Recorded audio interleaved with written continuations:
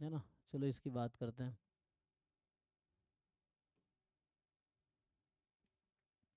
तो हमने लास्ट के 3 क्लासों में हमने रैंक डिफाइन किए हैं 3 डिफरेंट तरीके से। एक तो माइनर्स के थ्रू या वो सब मैट्रिक्स स्क्वायर सब मैट्रिक्स के थ्रू, दूसरा हमने लीनियर डिपेंडेंस इंडिपेंडेंस के थ्रू, और तीसरा हमने डिफाइन किया है, कल डिफाइन किया था, row echelon form and row reduced echelon form के थ्रू। ठीक है ना। तो अभी क्या करते हैं, आगे कुछ थ्योरम्स हैं जैसे आप पहले भी जानते हैं, मैं बस रिपीट कर देता हूँ।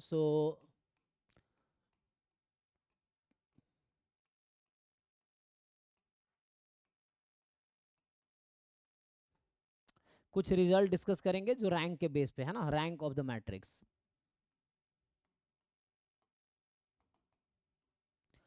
तो जैसे हमने अभी आइडेम्पोटेंट मैट्रिक्स पढ़ा था, उसका एक रिजल्ट होता है कि इफ ए इज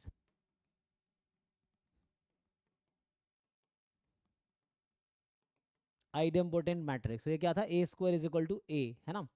सो ए कोई आइडेम्पोटेंट मैट्रिक्स है, तो जो इसका ट्रेस होगा, देन जो इसका ट्रेस है, तो ट्रेस भी मैंने डिफाइन किया था। ट्रेस का मतलब है कि sum of diagonal entries of a matrix वो इक्वल होगी रैंक ऑफ ए के। आप चाहो तो इसको एग्जाम्पल से वेरीफाई कर सकते हो। जैसे इसके एग्जाम्पल्स क्या क्या हैं, तो आइडेम्पोटेंट मैट्रिक्स क्या क्या, सबसे आसान एग्जाम्पल है जीरो मैट्रिक्स। अब चाहो तो 2x2 या 3x3 जो भी लेना है ना, ये जीरो मैट्रिक्स है। तो इसमें अगर आप ट्रेस निकालोगे, ट्रेस ए, तो ये आपके कितने आएंगे, ट्रेस मतलब सम ऑफ डायगोनल एंट्रीज, तो जीरो है। और अगर आप इसका रैंक निकालोगे, तो हमने ये पढ़ा था कि जीरो मैट्रिक्स का रैंक जीरो होता है, तो इसका मतलब ये हो गया कि जो रैंक होगा, रैंक ऑफ ए वो भी जीरो है। इवन आइडेंटिटी मैट्रिक्स ले लो, तो जैसे मैं अगर आइडेंटिटी मैट्रिक्स लेता हूँ, तो ये सब बेसिक एग्जांपल है, तुम और भी एग्जांपल देख सकते हो कि जो भी आइडेम्पोटेंट मैट्रिक्स है उसका ट्रेस और रैंक इक्वल होगा। ठीक है ना। सो जैसे मान लो आइडेंटिटी मैट्रिक्स ही है,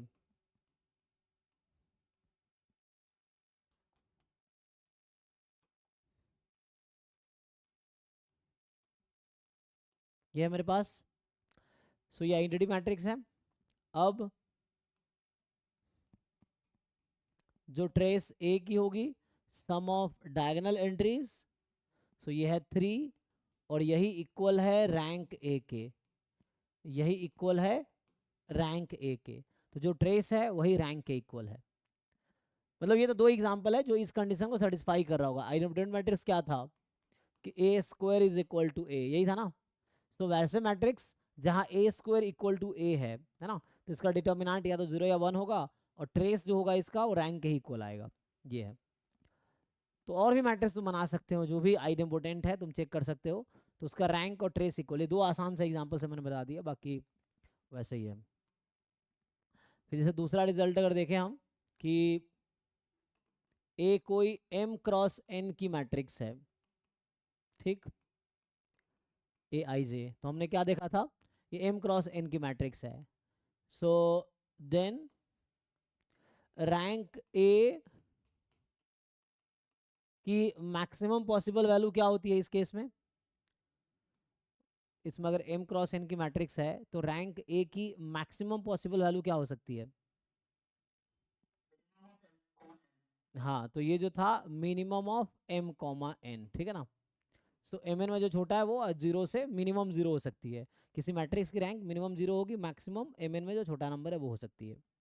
अगर दो मैट्रिक्स की बात करोगे, कि मैं अगर बात करूं rank of product of matrix, तो ये सिंपल होगा कि जो रैंक होगा, है ना, rank of A into B, ठीक है ना, जहां प्रोडक्ट डिफाइंड होगा वैसा होगा। ए बी किसी भी ऑर्डर का हो सकता है, लेकिन ऐसा होगी ए इंटू बी डिफाइंड हो, तो इसका जो रैंक है that will be less than और इक्वल टू, ये थ्योरम लिख रहा हूं मैं, less than equal to minimum of rank of A comma rank of B. मतलब ए का जो रैंक होगा और बी का जो रैंक होगा उनमें से जो मिनिमम होगा वो रैंक ए इंटू बी की मैक्सिमम पॉसिबल रैंक हो सकती है, ये बोल रहा हूँ, ठीक है ना। So rank A B A into B जो होगा obviously more than equal to zero होगा। सो रैंक हो सकता है मिनिमम जीरो है, और ए इंटू बी मैट्रिक्स जो है इसका रैंक मैक्सिमम रैंक जो पॉसिबल है that will be minimum of rank A rank B, ये आ जाएगा, ठीक है। सो ये हमारा पॉसिबल रैंक है ए इंटू बी का। सम की बात करेंगे तो सम जो होता है ना, ये डिपेंड करता है मैट्रिक्स कैसा है उस पे, क्योंकि उसके हिसाब से चीजें वैरी करेगी। So rank of sum of matrices, है ना। तो ये है, तो सम में क्या होगा, तो हमें अगर बताना है rank of A plus B, तो ये भी more than equal to zero हो सकती है, और ये होगा less than equal to rank of A plus rank of B. तो ये कुछ बेसिक रिजल्ट्स हैं जो आपको कहीं भी मिल जाएगा, ठीक है ना। अगर ए एम क्रॉस एन की मैट्रिक्स है तो इसका रैंक जीरो से मिनिमम ऑफ एम एन, मतलब highest possible rank minimum M N होगा। अगर प्रोडक्ट है तो इसकी जो रैंक होगी minimum of rank A rank B इन दोनों से लेस होगी या एटमोस्ट इक्वल हो सकती है।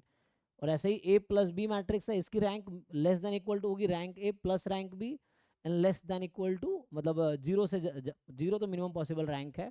तो ये कुछ रिजल्ट है। और पिछला वाला जो हमने लिखा था, so that was for the idempotent matrix, कि आइडेम्पोटेंट मैट्रिक्स में रैंक और ट्रेस इक्वल होगा, ठीक है ना।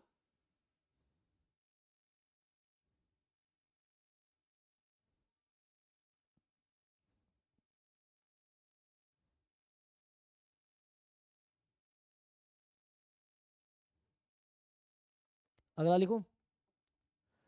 अच्छा मान लो ऐसा हो, अभी कुछ रिजल्ट पहले भी लिखा था हमने। इसमें ए कोई भी मान लो एम क्रॉस एन की मैट्रिक्स है ना। तो ए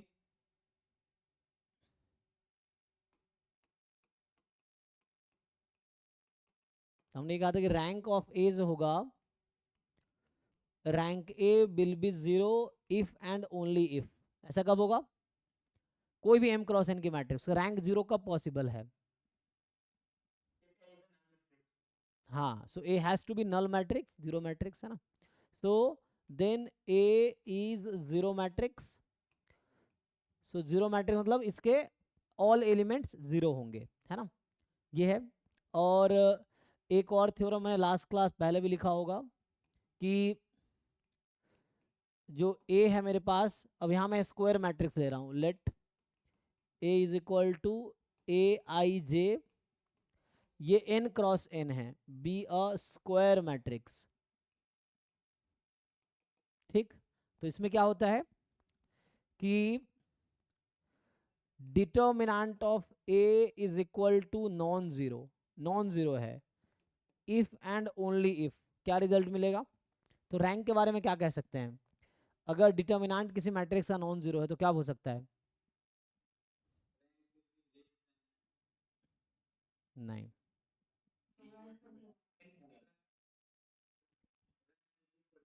हाँ इक्वल टू एन, है ना।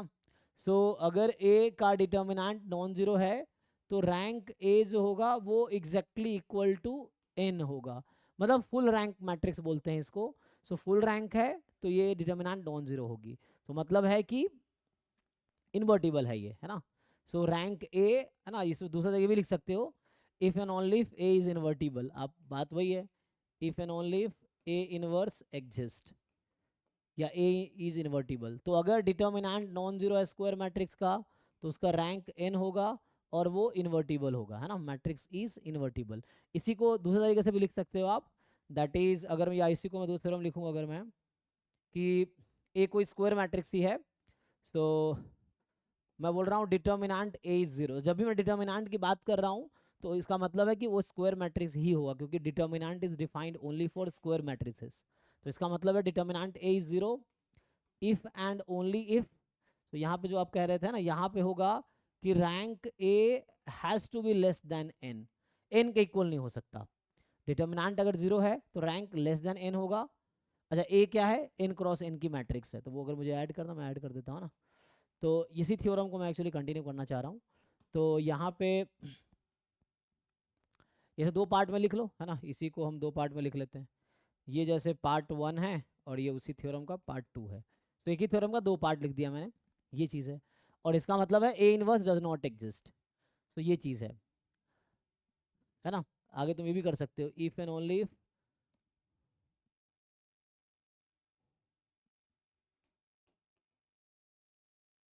ए इज नॉट इन्वर्टिबल, है ना, तो यहाँ हो जाएगा ए इज नॉट इन्वर्टिबल। तो ए जो है इन्वर्टिबल नहीं होगा, या A inverse does not exist, not invertible. तो कोई स्क्वायर, एक बार चेक कर लीजिए, कोई स्क्वायर मैट्रिक्स है, उसका डिटर्मिनेंट 0 है, तो इन्वर्टिबल नहीं होगा, पहले भी आप जानते हैं। तो गारंटी है उसका रैंक n से कम होगी, है ना, उसका रैंक n से कम होगी।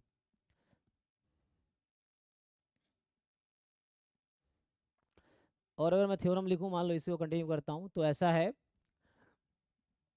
या अगले पेज पे लिखते हैं।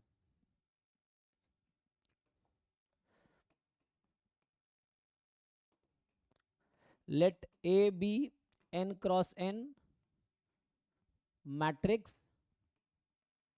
With rank A is equal to n। ये हमने इंफॉर्मेशन आपको दिया, ठीक है ना। सो हमने आपको इन्फॉर्मेशन दिया कि ए कोई स्क्वायर मैट्रिक्स है जिसकी फुल रैंक है, मतलब एन इसका ऑर्डर है और एन इसका रैंक है, तो ऑब्वियसली आपको पता है कि डिटर्मिनेंट नॉन जीरो होगा और ये इन्वर्टिबल होगा। तो थ्योरम कहता है देन, है ना, हम लोग यहाँ प्रूफ ज़्यादा डिस्कस नहीं करेंगे क्योंकि यहाँ हमारा पर्पस प्रूफ दिखना नहीं, क्योंकि आपको एग्जाम में प्रूफ नहीं आएगा। तो हमारा पर्पस है थ्योरम को समझना और उसको क्वेश्चन सॉल्विंग में यूज़ करना। तो एट द एंड आपको एग्जाम में जैम गेट में क्वेश्चन सॉल्व करने हैं, तो वहाँ पे प्रॉब्लम सॉल्व करना है। प्रूफ्स के लिए बुक में देख सकते हैं, सबका प्रूफ मिल जाएगा। प्रूफ तो रहा है ना, कंस्ट्रक्टिव है, तो यहाँ प्रूफ पे हम फोकस नहीं करेंगे। तो A B N cross N matrix with rank A is equal to N, then rank of A into B. अब बी यहाँ कोई भी मैट्रिक्स हो सकता है, लेकिन ऐसा मैट्रिक्स होना चाहिए जिसमें ए इंटू बी डिफाइंड हो, है ना। तभी हम प्रोडक्ट डिफाइंड नहीं है तो रैंक की बात कैसे करेंगे। तो बी एक ऐसा मैट्रिक्स, हाँ ए इंटू बी डिफाइंड है, ठीक है ना, तो मतलब कहने वाला समझ लो बी सम एन क्रॉस के टाइप का, है ना। सो कोई बताओ इसका रैंक किसके इक्वल आएगा, rank of A into B या rank of B into A is equal to what. तो देखो ए इंटू बी में से अगर कोई भी इन्वर्टिबल मैट्रिक्स है, कोई स्क्वायर मैट्रिक्स अगर आ गया, तो वो रैंक दूसरे मैट्रिक्स के रैंक को कोई इफेक्ट नहीं करेगा, तो ये उतना ही आएगा जितना रैंक बी का आएगा, ठीक है ना, एग्जैक्टली इक्वल हो जाएगा। उसकी वजह क्या है, ए फुल रैंक मैट्रिक्स है। तो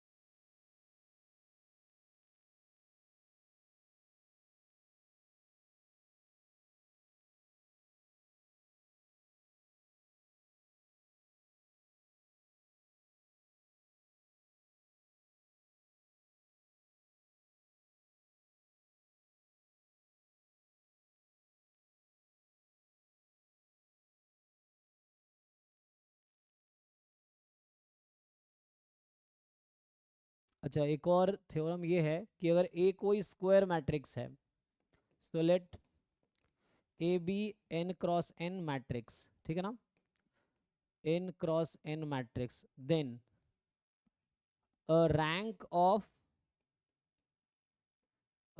ए कोई स्क्वायर मैट्रिक्स है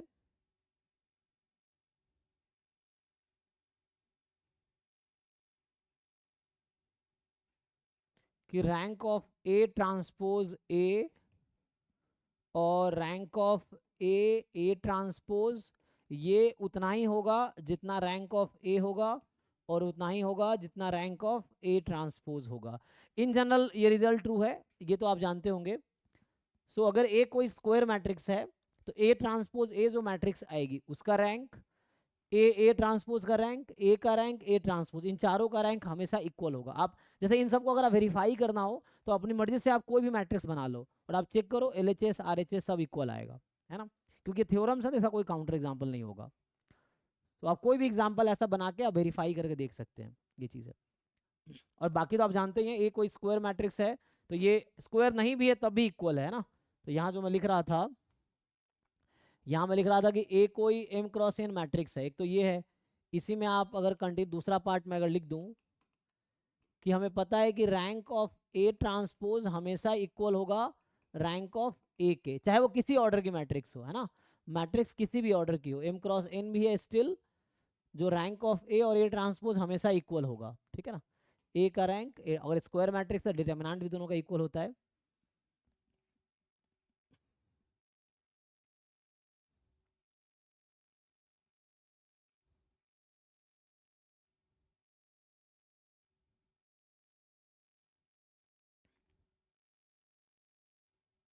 इनफैक्ट ये रिजल्ट कॉम्प्लेक्स मैट्रिक्स में भी ट्रू है, जैसे हम लोग लिख रहे थे ना सिमेट्रिक स्क्यू सिमेट्रिक, इनफैक्ट ये रिजल्ट ट्रू होगा।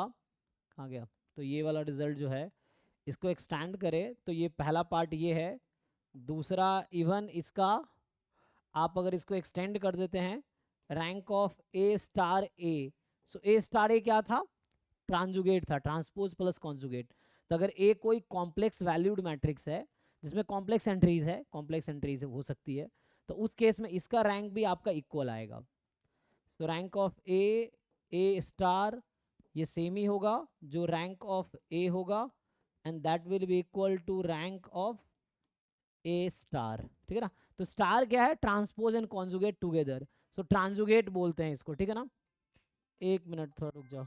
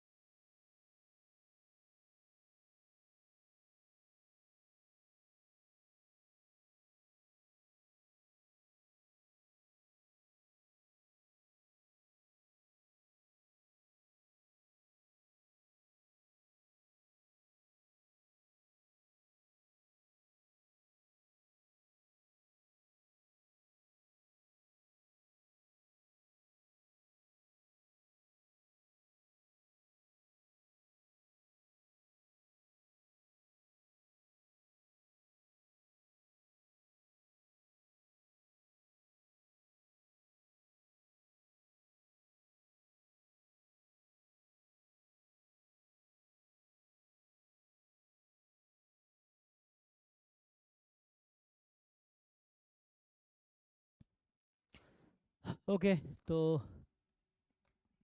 कुछ क्वेश्चंस देख लो इस पे बेस्ड, है ना। सो कुछ क्वेश्चंस ट्राई कर सकते हैं हम लोग। तो अगर क्वेश्चंस कुछ लिखूं मैं, हालांकि कल कुछ क्वेश्चंस हमने किए थे, चलो एग्जाम में देखते हैं जो क्वेश्चन करने लायक है, ठीक है, नहीं तो हम लोग आगे बुक सही कर लेंगे। जब तक इसको चार्ज पे लगा दीजिए, इसको कोई चार्ज लगा दीजिए क्योंकि इससे ज़्यादा लाया नहीं है। तो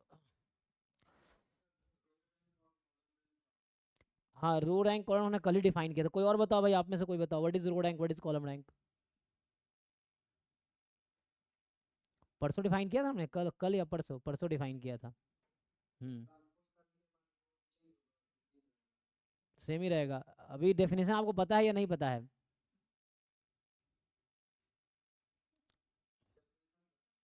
क्या पता है, बताइए रो रैंक क्या होता है? Maximum number of linearly independent rows, तो रो रैंक है। Number of linearly independent columns, तो रो रैंक कॉलम रैंक हमेशा इक्वल होता है, तो आप ट्रांसपोज करेंगे कोई फर्क नहीं पड़ेगा, क्योंकि ए का जो रो रैंक है वही ए ट्रांसपोज का कॉलम रैंक है, ए का जो कॉलम रैंक है वही ए ट्रांसपोज का रो रैंक है, और चूंकि रो रैंक कॉलम रैंक हमेशा इक्वल होता है मैट्रिक्स में, तो आप ट्रांसपोज करें उससे कोई फर्क नहीं पड़ेगा, ये चीज़ है।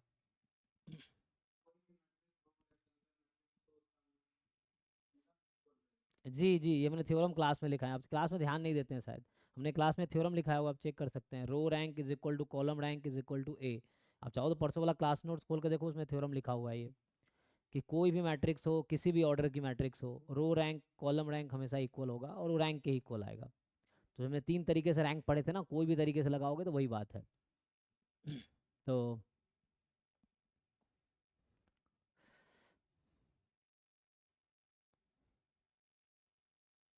हमने कल कुछ क्वेश्चन सॉल्व किए, देखता हूँ कैसे क्वेश्चंस एग्जाम में आए हैं। तो एग्जाम में जो क्वेश्चंस हैं,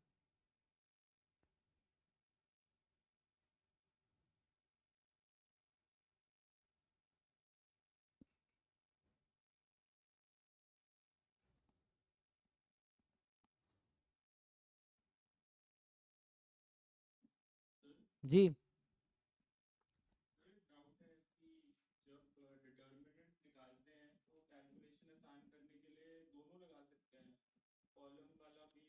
रो वाला, जी लगा सकते हैं, लगा सकते हैं, हाँ। हाँ, क्योंकि उसका नाम है रो इक्लोन फॉर्म है ना, तो हम सिर्फ रो पे ऑपरेशन लगाएंगे, कॉलम पे नहीं लगाएंगे।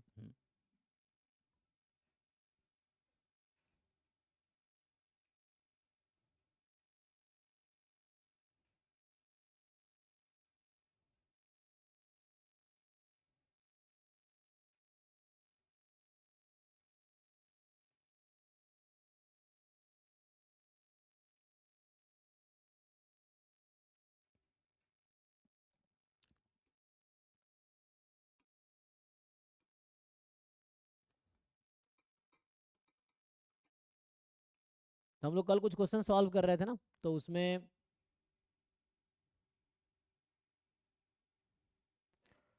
तो ये वाला कल हमने सॉल्व किया था ना, आप लोगों ने निकाले थे, रैंक इसका 2 आया था, है ना, तो ये हमने कल सॉल्व किए थे। चलो इधर से स्टार्ट करता हूँ। अब जैसे है क्वेश्चन है कि M be the space of all 4x3 matrices with entries in the finite field of 3 elements, then the number of matrices of rank 3। तो ये प्योर मैथमेटिक्स का, इसको छोड़ दो भी, आज ये गेट का क्वेश्चन है, गेट मैथमेटिक्स का है, तो इसको भी रहने दो। तो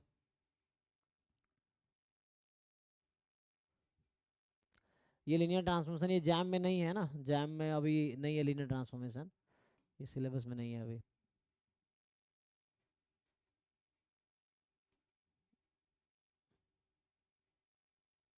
ये गेट का वो है, ऑर्थोगोनल सिंगुलर वैल्यू डिकम्पोजिशन का टॉपिक है, उसमें से रहने दो।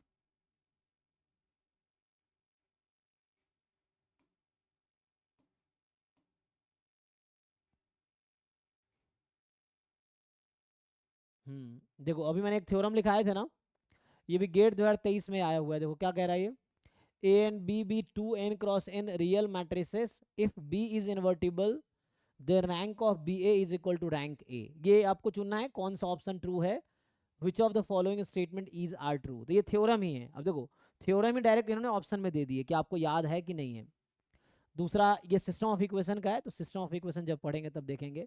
अभी आप ये देख सकते हैं, इसमें चुनना है कि फर्स्ट सेकेंड ऑप्शन में स्टेटमेंट में कौन सा स्टेटमेंट ट्रू है कौन सा फॉल्स है, ये चुनना है।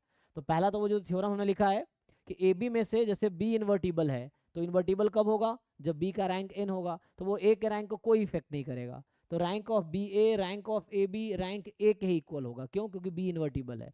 तो जो थ्योरम है उसको डायरेक्ट ऑप्शन बना दिया। अब आपको यही इसलिए थ्योरम्स के स्टेटमेंट आपको याद होने चाहिए, डेफिनेशंस याद होने चाहिए, थ्योरम के स्टेटमेंट याद होने चाहिए। याद कैसे रहेगा, जब रेगुलर टाइम पे आप रिवाइज करते रहेंगे चीज़ों को, तो आपको याद रहेगा ये। तो ये ट्रू स्टेटमेंट है पहला, ठीक है ना।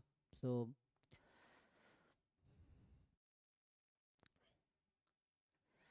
अब ये भी गेट 2024 का है, लेकिन इसमें ये थोड़ा सा वेक्टर स्पेस यूज़ हो रहा है, तो वेक्टर स्पेस अभी मैं स्टार्ट करूँगा इसके बाद। तो एक बार ये कर लेते हैं तब देखेंगे। जैसे ये मैट्रिक्स है, अब ये रैंक है ना, ये कह रहा है A X is equal to B is the non homogeneous system of linear equation, augmented matrix दे रखा है। तो आपसे पूछ रहा है कि ए का रैंक 3 होगा, system has no solution, unique solution, infinite solution, है ना। तो रैंक तो इजीली आप निकाल सकते हो। रैंक ये वाला है, रैंक ए जो है 3x4 की मैट्रिक्स है, तो रैंक तो आप निकालना, कल हमने पिछले 3 क्लास से रैंक निकालना ही सीख रहे हैं, तो रैंक तो आप निकाल लेंगे, ठीक है ना। जैसे ही हालांकि सिस्टम, अगर मैं इस क्वेश्चन को सॉल्व करूं, जैसे ये क्वेश्चन बहुत आसान है, हम आगे हालांकि पढ़ेंगे, लेकिन अभी तुम्हें रैंक अगर पूछा जाए, जैसे दो चीज़ें पूछूंगा जिनको समझ आ रहा है। तो जैसे आपसे पूछा जाएगा,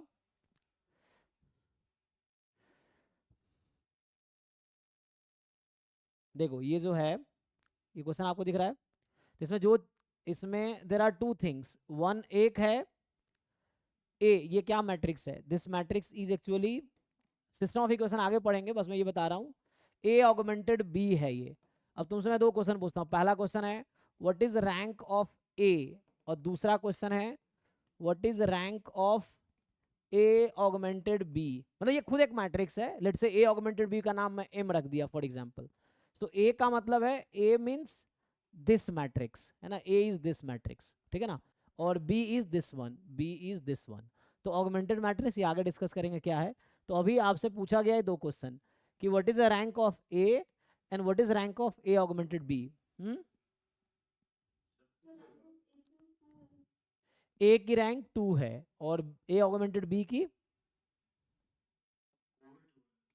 बाकी लोग वेरीफाई कर लीजिए। सो सेकेंड मैं पूछ रहा हूँ आपसे, rank of A augmented B कितना है, ये भी 2 है क्या?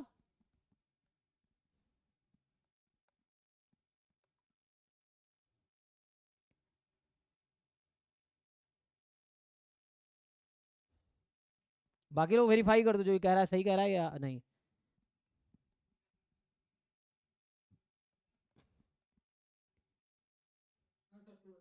ठीक है ना।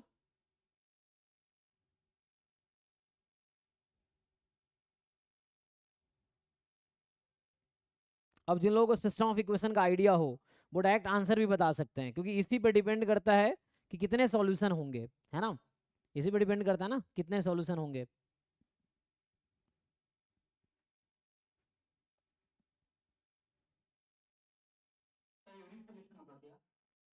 तो यहाँ पे 2 है और यहाँ पे भी 2 है, ये कह रहा है।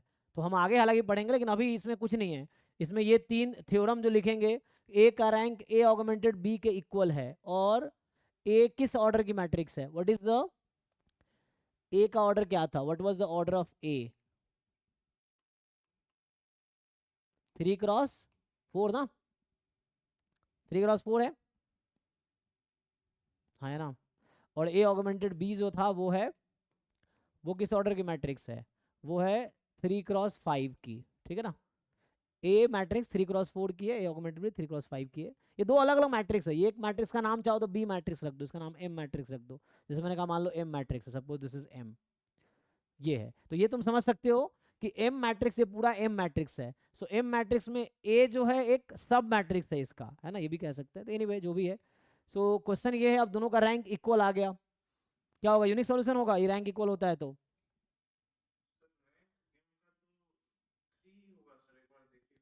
अब तुम ही 2 2 बता रहे थे, तुम्हारे भरोसे पे लोगों ने हाँ हाँ कह दिया, फिर तुम खुद ही पलट रहे हो। बाकी लोग देख लो।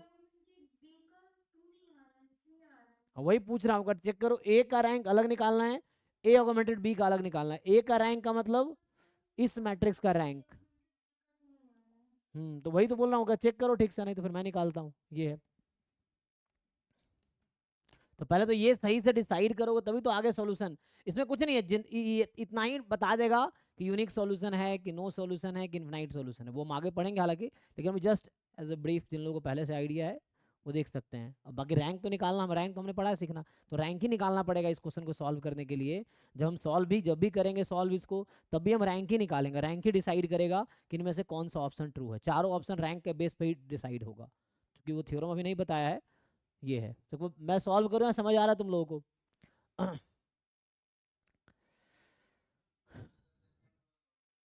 तो यहाँ से अगर मैं सॉल्व करूँगा, देखो तो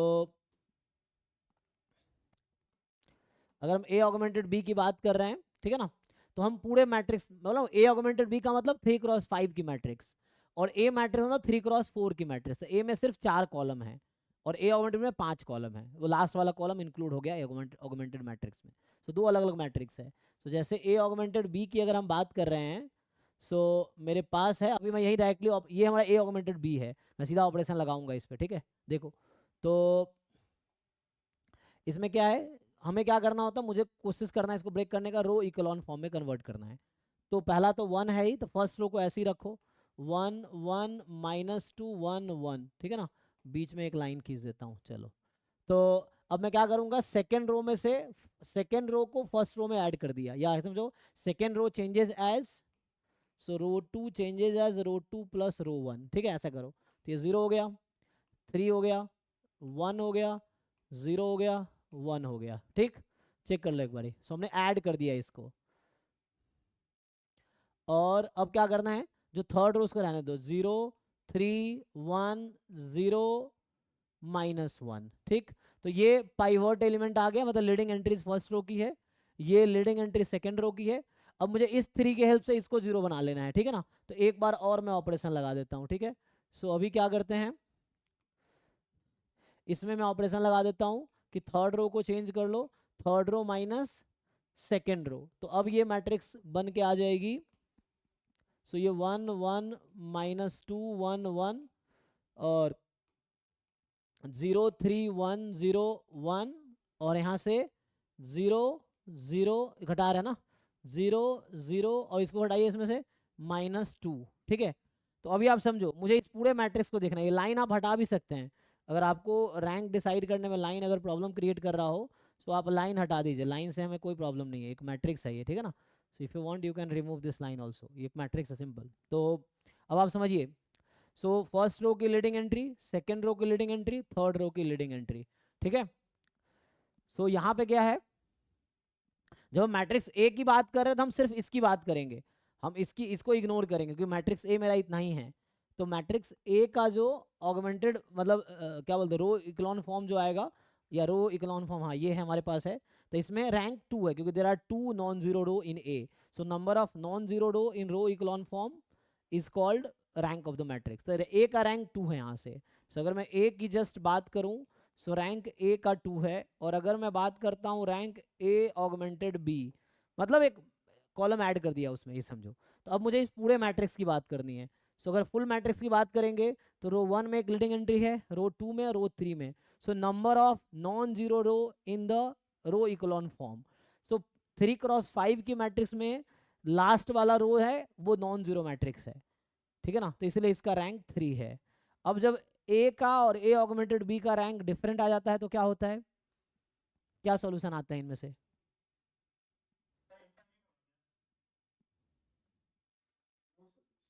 ठीक है ना। तो उसमें ये होता है कि ए का रैंक और ए ऑगमेंटेड बी का रैंक इक्वल है, और वो N number of column A का है उससे कम है, तो इसका मतलब है उसमें इन्फिनाइट सॉल्यूशन होगा। इक्वल है और एन के इक्वल है, number of column of A के इक्वल है, तो यूनिक सॉल्यूशन होता है। मतलब अगर ये दोनों इक्वल आता, तो ये डिसाइड करते किसके इक्वल है, तो अगर वो एन के इक्वल है, ए का एन क्या है, नंबर ऑफ कॉलम इन ए, तो जाके यूनिक सॉल्यूशन होता। उससे कम है तो उससे कम है तो इन्फिनाइट सॉल्यूशन होगा। अगर वो दोनों की वैल्यू डिफरेंट है तो नो सॉल्यूशन होता है। तो ये हम आगे डिस्कस करेंगे, अभी के लिए तो इसी के बेसिस पे इनको थ्योरम पता है तो डिसाइड कर लेगा। तो इसमें होगा ए का रैंक 3 है, no, system of no solution yes, unique solution no, तो ये सिर्फ बी इसमें करेक्ट ऑप्शन है ना। तो B is the correct option. तो वो तो हम आगे थ्योरम पढ़ेंगे तब डिसाइड होगा, बट करना तब भी यही होगा हमें, है ना। डिसाइड यही करना है कि ए का रैंक क्या है, ए ऑगमेंटेड बी का रैंक क्या है। एक अलग मैट्रिक्स है, ए ऑगमेंटेड बी अलग मैट्रिक्स है। जब ए देख रहे हैं तो हमें बस इतना ही देखना है, 3x4 को ही देखना है, उसको नहीं देखना है।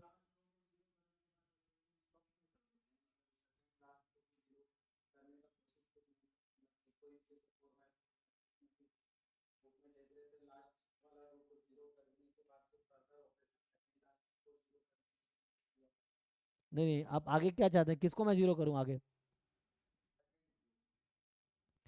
इसको जीरो करूं। देखिए क्यों जीरो करूं, इससे क्या फायदा होगा।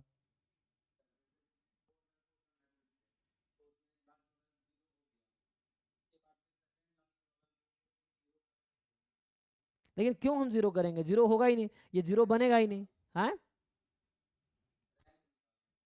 अरे भाई तो ये कभी 0 नहीं हो सकता ना, इसको 0 कैसे बना सकते हो तुम, 0 कभी होगा ही नहीं।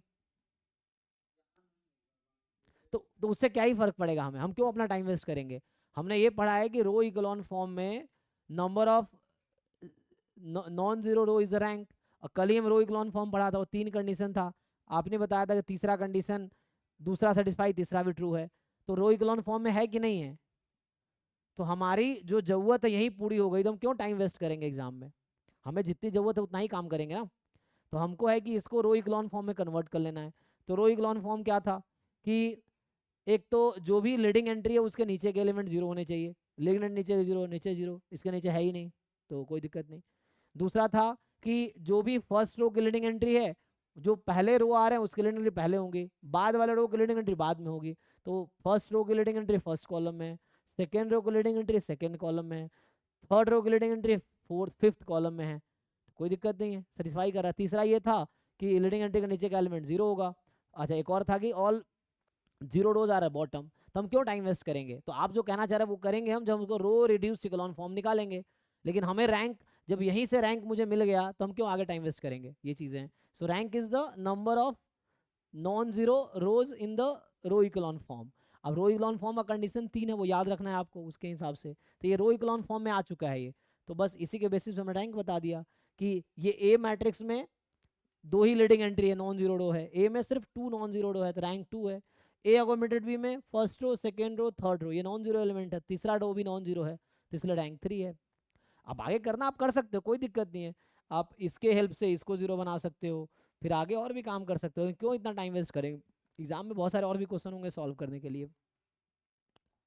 ठीक है ना, हालांकि सिस्टम ऑफ इक्वेशन का क्वेश्चन था, लेकिन ये आंसर इसका रैंक के बेसिस पे डिसाइड होगा आगे, तो हम रैंक यूज करेंगे सिस्टम ऑफ इक्वेशन के सॉल्यूशन में।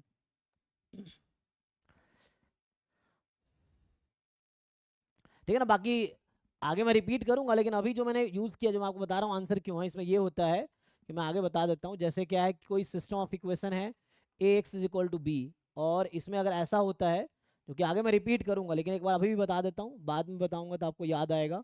तो इसमें ये होता है कि रो मैं रैंक के लिए यूज कर रहा हूँ, row notation rank. So rank of A अगर इक्वल है rank of A augmented B के, और ये इक्वल है एन के, तो यूनिक सॉल्यूशन होगा। एन क्या है, सो ए मैट्रिक्स है एम क्रॉस एन की ए मैट्रिक्स, और ए ऑगमेंटेड बी जो हो जाएगी वो M cross N plus one हो जाएगी, एक कॉलम ऐड हो जाएगी ना इसमें। तो ए एम क्रॉस एन की मैट्रिक्स है, A augmented M cross N plus one होगी। सो अगर ए की रैंक और ए ऑगमेंटेड बी का रैंक इक्वल है, दोनों एन के इक्वल है, दोनों एन के इक्वल है, तो यूनिक सॉल्यूशन हो जाता है। और दूसरा कंडीशन था कि अगर रैंक ए इक्वल है और rank A augmented B equal, लेकिन ये लेस देन एन है, या आपको ज़्यादा टेंशन हो तो मैं अभी लिखता हूँ नॉट इक्वल टू एन है, तो ये हो जाएगा इन्फिनाइट सॉल्यूशन। और तीसरा कंडीशन आता है कि अगर दोनों डिफरेंट हो गया, ए का रैंक इक्वल नहीं है rank of A augmented B के, तो उस सिस्टम के पास, ये जो सिस्टम लिखा हुआ है ए एक्स बराबर बी, इसके पास नो सॉल्यूशन होगा।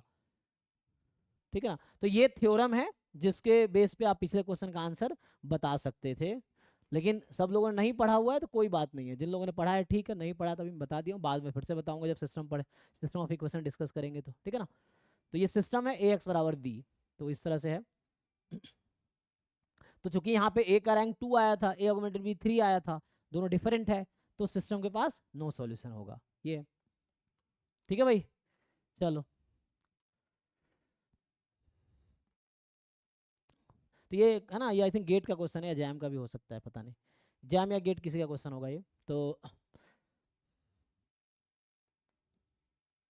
देखो अब क्या कह रहा है ये क्वेश्चन, देखो जरा, तो इसमें जो पार्ट आप बता सकते हो उतना ही बताओ, बाकी ये जैम के क्वेश्चंस हैं सब। ठीक है ना, सो या मैं आगे बताता हूँ इसमें।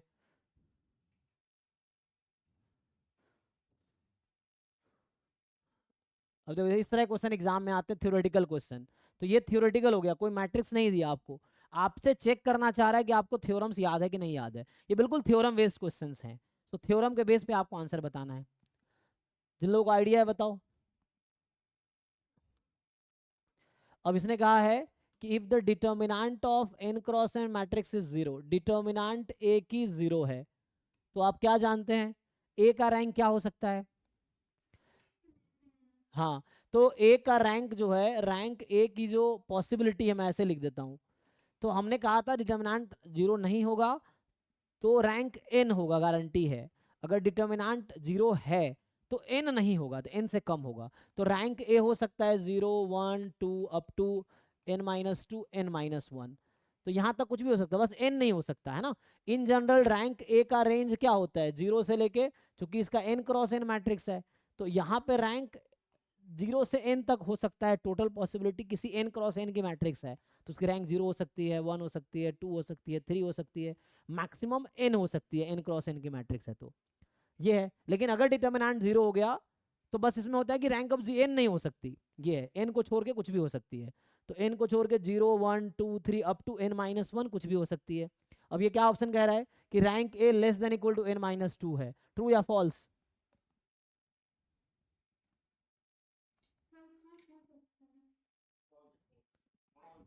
तो एक भी केस मिल गया जहां फॉल्स कह सकते हैं तो फॉल्स हो जाएगा।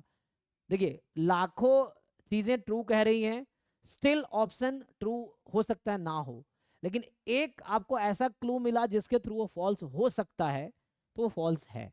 ये लॉजिक है मैथ्स का। तो ऐसा भी तो हो सकता है कि ए का रैंक n-1 हो, ऐसा हो सकता है कि नहीं हो सकता है? हो सकता है ना। कोई ऐसा मैट्रिक्स हो, मैं ऐसा 4x4 का मैट्रिक्स लिख दूं जिसका डिटर्मिनेंट 0 हो, तो रैंक 4 नहीं होगी, तो रैंक 3 भी तो हो सकती है। ये कह रहा है रैंक 4x4 की है तो रैंक 2 या 2 से कम होगी, जरूरी नहीं ना। सो पहला स्टेटमेंट फॉल्स है। क्यों फॉल्स है? बिकॉज रैंक ए की n-1 भी हो सकती है। So one counter example is enough to say false. करोड़ों supportive example is not sufficient to say true. ठीक है ना, एक काउंटर एग्जाम्पल एनफ है गलत कहने के लिए। तो हमने कहा कि रैंक ए का n-1 भी हो सकता है, तो ये गलत कह रहा है ना ये। तो ये गलत कह रहा है कि जरूरी नहीं है कि रैंक ए का n-2 से कम ही होगा, n-1 भी हो सकता है। तो one example is enough to say false, तो इसलिए फॉल्स है ये। ट्रेस आपने पढ़ा नहीं है, कह रहा है ट्रेस। एक और आपको मैं क्लू दे देता हूँ, चलो। दूसरा अप्रोच होता है क्वेश्चन सॉल्व करने का कि मैं सिंपली एक मैट्रिक्स बना दूं आपके लिए, है ना। जैसे मैं बनाया था 1 2 3 4 5 6 7 8 9, ये 3x3 की मैट्रिक्स है। तो एक तरीका होता है एंट्रेंस में सॉल्व करने का कि हम एग्जाम्पल के थ्रू सॉल्व करें, डिस्कार्ड करें ऑप्शंस को, एलिमिनेट करें ऑप्शंस को। तो यहाँ n मेरे लिए 3 है। अब आप इसका रैंक निकालेंगे, बताइए इस मैट्रिक्स का रैंक कितना आया था, हमने पहले भी डिसाइड किया हुआ है। What is rank of this matrix?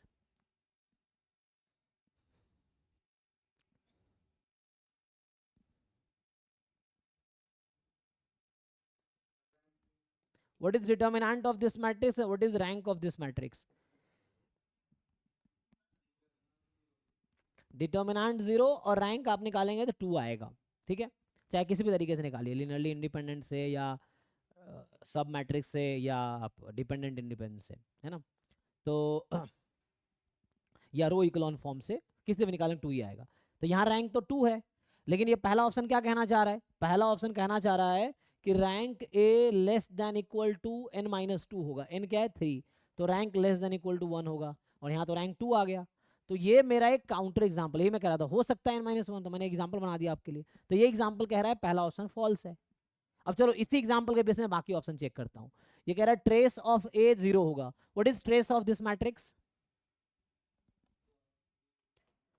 Trace of matrix A, trace is the sum of diagonal entries. ये डेफिनेशन है ट्रेस का कि डायगोनल एलिमेंट का जो सम है वो ट्रेस है। सो 1 + 5 + 9 16। अब ये कह रहा है ट्रेस जो होगा मैट्रिक्स का 0 होगा, कह रहा है डिटर्मिनेंट 0 है, गिवन है 15। देख लो कितना 15 आया। तो ये कह रहा है ट्रेस 0 होगा, तो गलत कह रहा है ना। तो ये भी गलत कह रहा है। तो एक एग्जाम्पल एनफ है गलत कहने के लिए, इसके अगेंस्ट आ जाए। तो उसने कहा एक मैट्रिक्स बनाओ जिसका डिटर्मिनेंट 0 हो, मैट्रिक्स बनाया जिसका डिटर्मिनेंट 0 है, ये मिल गया। कह रहा है कि 0 is the eigen value of A. अब ये आप आगे पढ़ेंगे, अभी हमने आइगन वैल्यू डिस्कस नहीं किया है। जिस मैट्रिक्स का डिटर्मिनेंट 0 होता है, गारंटी है कि 0 एक आइगन वैल्यू होगी, ये थ्योरम है।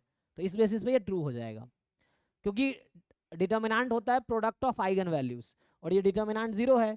तो मैं λ1 λ2 λ3 इज इक्वल टू 0, तो जरूरी है उन 3 नंबर में से एक नंबर को 0 होना पड़ेगा, या अगर n नंबर्स हैं तो lambda 1 lambda 2 lambda 3 lambda n is equal to 0। तो जितने आइगन वैल्यूज हैं n क्रॉस n के मैट्रिक्स में n आइगन वैल्यू आती है, तो सबको मल्टीप्लाई कर देंगे तो वो डिटर्मिनेंट के इक्वल आता है। अब डिटर्मिनेंट 0 है तो गारंटी है एक आइगन वैल्यू को 0 होना ही पड़ेगा, तभी तो प्रोडक्ट ऑफ आइगन 0 होगी। तो इसलिए ये स्टेटमेंट ट्रू है। कह रहा है x is equal to 0 is the only solution of A X is equal to 0। तो अभी मैं ये सिस्टम सॉल्व कर रहा था, ए एक्स बराबर बी, बी की वैल्यू क्या हो गई 0 यहाँ पे हो गई। तो अगर आपसे मैं पूछूं कि व्हाट इज, इसी क्वेश्चन में देखो रैंक ऑफ ए और rank of A augmented B, तो यहाँ पे जो सिस्टम है बी मैट्रिक्स 0 है यहाँ पे, तो ए ऑगमेंटेड बी 0 हो गया। अब ए का रैंक कितना है 2, ए ऑगमेंटेड बी का रैंक भी कितना होगा 2 ही होगा। इसकी वजह क्या है, क्योंकि 0 मैट्रिक्स कोई इफेक्ट नहीं डालेगा रैंक में, क्योंकि वो 0 हो गया ना, तो ऑलरेडी 0 है कॉलम वो। तो दोनों का रैंक इक्वल होगा, कितना है दोनों का रैंक 2 के इक्वल है। तो पिछले थ्योरम के हिसाब से आप डिसाइड करो कि इस सिस्टम के पास यूनिक सॉल्यूशन है या इन्फिनाइट सॉल्यूशन है या नो सॉल्यूशन है। ये समझ आया आपको? बोल रहा हूँ ए का रैंक 2 है ना? नहीं, ध्यान से देखो वहां पे, ये थ्योरम है, थ्योरम पढ़ लो ठीक से।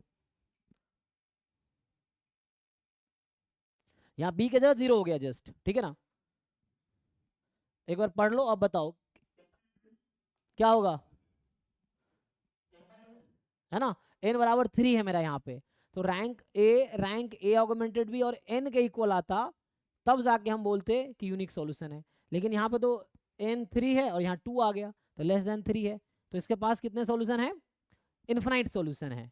और ये क्या कह रहा है, x बराबर 0 इज द ओनली सॉल्यूशन। तो ओनली सॉल्यूशन का मतलब यूनिक सॉल्यूशन बोल रहा है ये कह रहा है ना, x is equal to 0 is the only solution, मतलब इस इक्वेशन के पास यूनिक सॉल्यूशन, ऐसा कह रहा है ये, तो गलत कह रहा है।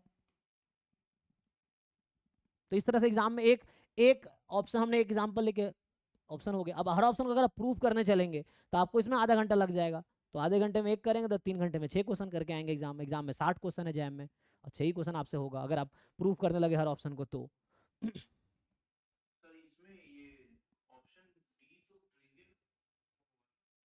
ये क्या लिखा हुआ है, स्टेटमेंट पढ़ो ना पूरा।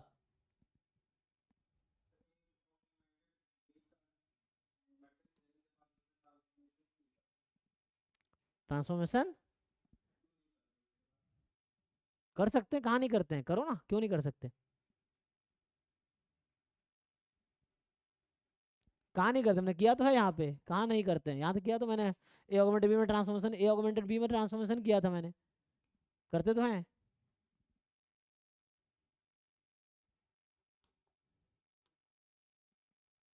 हाँ जी भाई, सत्यम, क्या कंफ्यूजन है तुम्हें? पढ़ो एक बार ऑप्शन तो पढ़ लो, तुम तो हवाबाजी करने लगते हो सीधा बिना कोई ऑप्शन पढ़े। ऑप्शन पढ़ो ढंग से, क्या कह रहा है ऑप्शन, इंग्लिश तो आती होगी ना?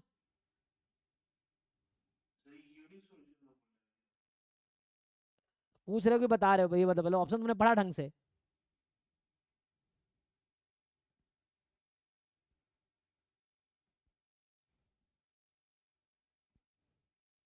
अरे भाई इंग्लिश तो आती होगी तुम्हें। ये कह रहा है x is equal to 0 is the only solution. What is meaning of only solution?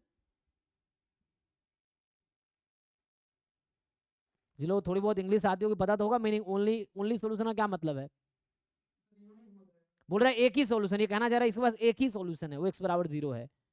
लेकिन मैं कह रहा हूँ इन्फिनाइट सॉल्यूशन है इसके पास, x बराबर 0 भी सॉल्यूशन है, लेकिन ये कह रहा है x equal to 0 is the only solution, मतलब x बराबर 0 ही सॉल्यूशन है सिर्फ, और कुछ नहीं होगा। तो ये थोड़े बहुत इंग्लिश भी अगर समझ आएगी, वरना और कुछ और लिखा तो समझ कुछ और जाओगे, तुम्हें लगेगा सही बात है एक्स बराबर 0 सेटिस्फाई करेगा ही इसको, है ना, ये सिस्टम तो एक्स को 0 रखेंगे सेटिस्फाई तो कर ही रहा, तो ऑप्शन ट्रू हो गया। लेकिन भाई यहाँ ध्यान तो दो, कहना क्या चाह रहा है ये थोड़ी कह रहा है एक्स बराबर 0 सॉल्यूशन है, ये नहीं कह रहा कि X equal to 0 is the solution, ये कह रहा है X equal to 0 only solution, मतलब there is no other solution, ये चीज है। एनीवे ये सब बाद में चीजें आएंगी, लेकिन रैंक पे बेस था, मैंने बता दिया तुम्हें, आगे जब दोबारा बताऊंगा तो बेटर समझ आएगा। ये है, कुछ पूछना है किसी को इसमें?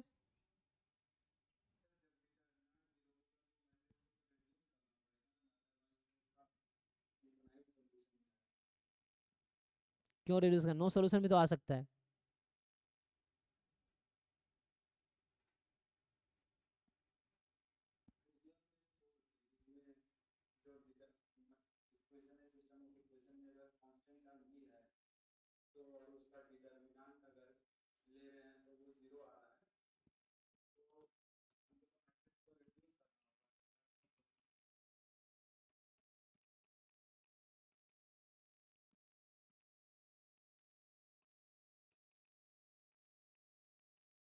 इसमें बताओ ये सिस्टम ऑफ इक्वेशन आपको समझ आता है?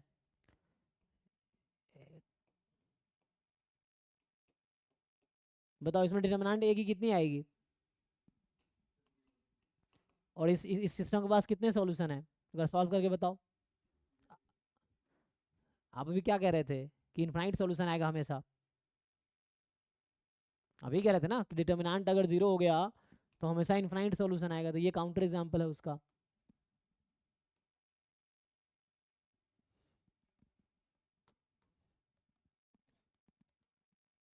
अभी आएंगे सिस्टम ऑफ इक्वेशन, अलग टॉपिक है जो हम डिस्कस करेंगे, उसको छोड़ो, अभी रैंक वाले क्वेश्चन देखते हैं। और पहले से पढ़ के आओगे तो और मजा आएगा, है ना। तो या पहले जो पुराने वीडियोस अगर वो देख के आओगे तो और ज़्यादा समझ आएगा तुम्हें। सो छोड़ो, ये तो अभी आगे की चीज़ें हैं। सिस्टम ऑफ इक्वेशन जी।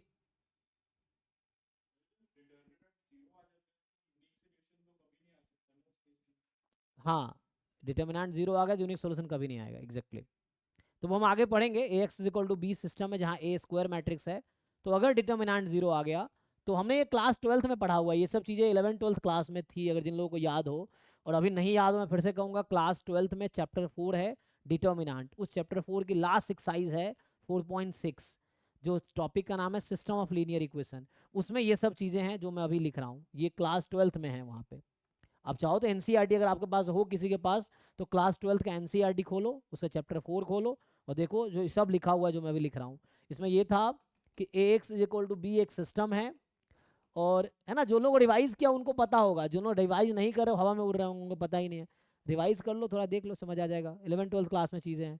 तो यहाँ था कि अगर मान लो डिटर्मिनेंट नॉन जीरो है, तो हमने अभी लिखा A inverse exist, and if and only if unique solution exist, if and only if है, और सॉल्यूशन क्या होगा, और वो सॉल्यूशन होगा x बराबर ए इनवर्स बी, अगर स्मॉल बी लिखना है तो स्मॉल बी लिख लो। तो ये क्लास 12th में ये चीज़ लिखी हुई है, आप खोल के देख लो एनसीईआरटी। अब अगर डिटर्मिनेंट जीरो है तो कुछ भी हो सकता है ना, इन्फिनाइट या नो सॉल्यूशन हो सकता है, इन्फिनाइट सॉल्यूशन हो या नो सॉल्यूशन हो, इन्फिनाइट और नो सॉल्यूशन, वो फर्दर इन्वेस्टिगेशन की ज़रूरत है वहाँ पे, अगर ए स्क्वायर मैट्रिक्स है तब बात कर रहा हूँ मैं, ठीक है ना। तो इस तरह से है, तो ये सब 12th क्लास की चीज़ें, आप वहाँ जाके देखो, वहाँ सब लिखा हुआ है, सॉल्व भी आपने किया होगा। ए इनवर्स निकालते थे वहाँ पे हम, फिर मल्टीप्लाई करते थे बी से, फिर एक्स निकल जाता था, ये करते थे ना वहाँ पे हम। अगर जीरो है तो इन्फिनाइट सॉल्यूशन हो सकता है या नो सॉल्यूशन हो सकता है। सो कुछ भी हो सकता है, इन्फिनाइट सॉल्यूशन भी हो सकता है, नो सॉल्यूशन भी हो सकता है। अब एग्जाम्पल बनाओ इसमें, एनीवे ये सब बाद में। ठीक है ना।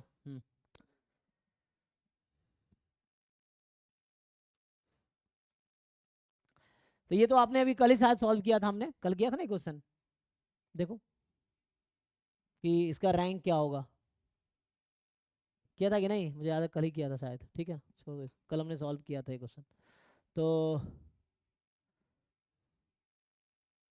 बाकी लीनियर ट्रांसफॉर्मेशन का रैंक है, तो उसको जो भी अब नहीं है सिलेबस में लीनियर ट्रांसफॉर्मेशन, ये भी हमने कल सॉल्व किए थे, तो इसका रैंक निकाला था हमने क्वेश्चन, तो आई थिंक ख़त्म ही हो गया होगा। अब इसके बाद देखते हैं। तो बाकी हमारे एक काम कर ये रैंक, ये भी हमने कैलकुलेट किया था कल ही, ये आप लोगों ने निकाले होंगे। ईजी है ना, मतलब ये तो कुछ है ही नहीं इसमें। जैसा आप रो रिड्यूस इक्लॉन फॉर्म में ले आओ, रो इक्लॉन फॉर्म में ले आओ, number of non zero row in the echelon form, row echelon form is rank, ये। तो ये सब एग्जाम में आया हुआ है ना, ये एग्जाम 2020 का क्वेश्चन है।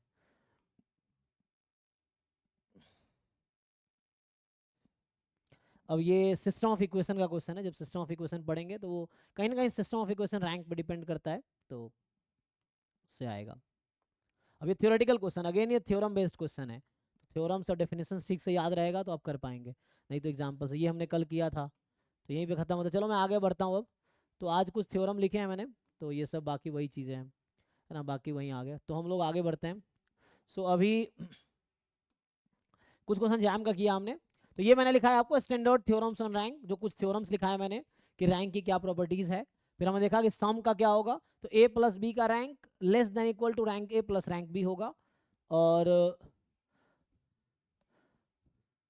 अच्छा, अगर आप लोगों से पूछूं मैं कि क्या ए इंटू बी का रैंक और बी इंटू ए का रैंक क्या हमेशा इक्वल आएगा,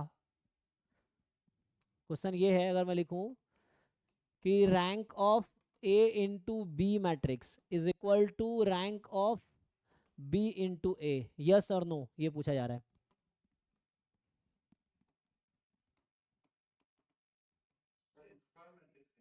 हाँ चलो स्क्वायर ले लेते हैं अभी के लिए, क्योंकि दोनों डिफाइंड होगा तो स्क्वायर ही होना पड़ेगा, क्योंकि ए बी बी ए दोनों तभी एग्जिस्ट करेगी जब स्क्वायर ही होना पड़ेगा, वरना एग्जिस्ट ही नहीं करेगी। तो स्क्वायर है, ठीक है। Where A and B are both n cross n matrix, बताइए आप लोग जी।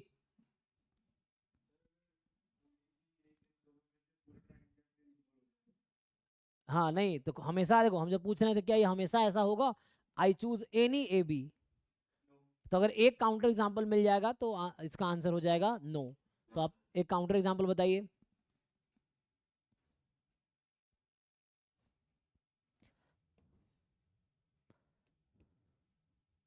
अगर एक भी काउंटर एग्जांपल ढूंढ लेंगे तो हो जाएगा, बताइए। तो एक,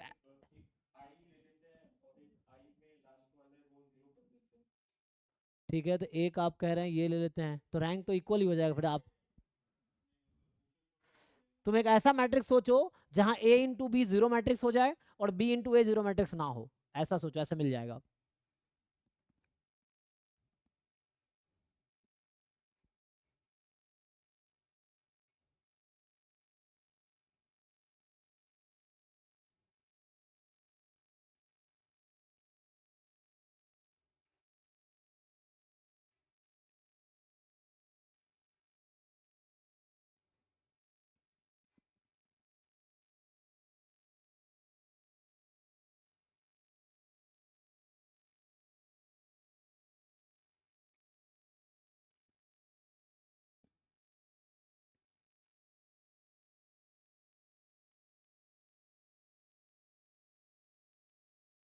तुम सोचो ऐसा होगा कि नहीं होगा, मैं पूछ रहा हूँ तुम लोगों से।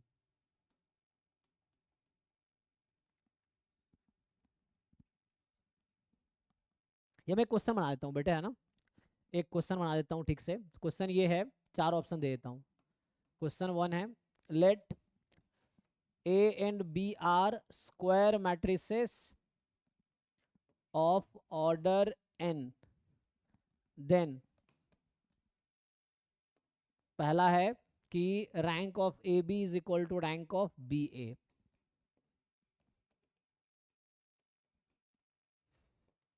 दूसरा है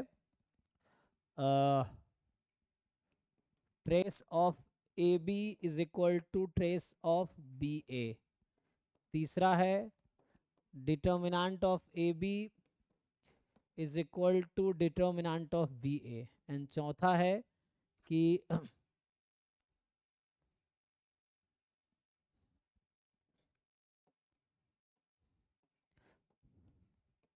rank of A plus B is equal to rank of B plus ए। चलो ऐसे ऑप्शन बना दिए मैंने, अब बताओ।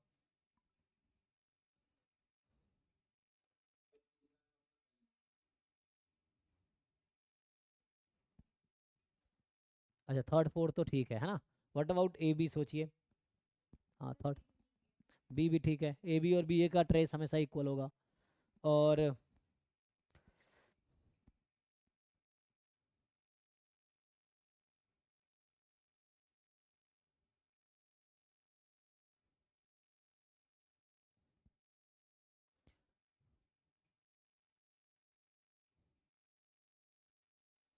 देखो अगर मैं ऑर्डर डिफरेंट करता ना, मैं एग्जांपल लेता हूँ, जैसे मान लो ए है 2 क्रॉस 3 और बी है 3 क्रॉस 2, तो यहाँ अगर ए बी निकालेंगे तो यहाँ पे आएगा, ए बी जब आप फाइंड करोगे तो ये 2 क्रॉस 2 आएगा, है ना। और बी ए जब आप निकालोगे तो 3 क्रॉस 3 आएगी, राइट। अब आपको सोचना है कि क्या हो सकता है। अल्लाह रिजल्ट ये है कि, पहले सोचो, तुम लोग सोच के बताओ फिर मैं बताता हूँ।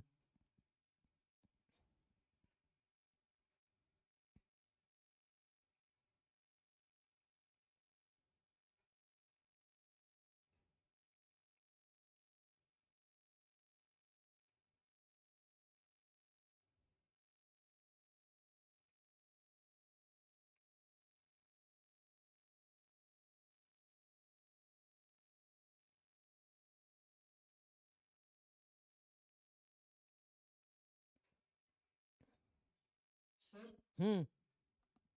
फर्स्ट ऑप्शन जो है वो तो तभी सेटिस्फाई करेगा जब A B is equal to B होगा, मैट्रिक्स जब होगा। नहीं तो जरूरी है बी होगा, डिफरेंट है तो तुम्हारे काउंटर एग्जाम्पल है तुम्हारे पास, बनाओ काउंटर एग्जाम्पल जहां दोनों का रैंक अलग अलग हो जाए।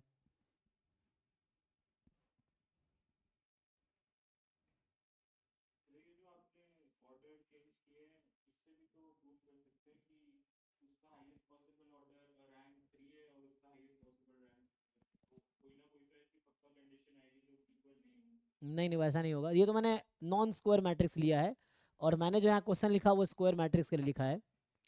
तो यहाँ हमारा ए बी दोनों स्क्वायर मैट्रिक्स है और मैं यहाँ पे आपको बता रहा था नॉन स्क्वायर के लिए कि ऐसा हो सकता है। बट ऐसा फिर भी आप देखना होगा क्या रैंक ऐसा नहीं कि इसका 3 हो जाएगा उस केस में, क्योंकि हम जानते हैं ना, हम लोगों ने ये पढ़ा है कि रैंक ऑफ ए बी जो होगा वो less than equal to minimum of rank A comma rank B होगा, ठीक है ना। तो ए का रैंक मैक्सिमम 2 हो सकता है, बी का रैंक मैक्सिमम 2 हो सकता है, तो ए इंटू बी का भी मैक्सिमम रैंक 2 हो सकता है, बी इंटू ए का भी मैक्सिमम रैंक 2 हो सकता है ड्यू टू दिस थ्योरम।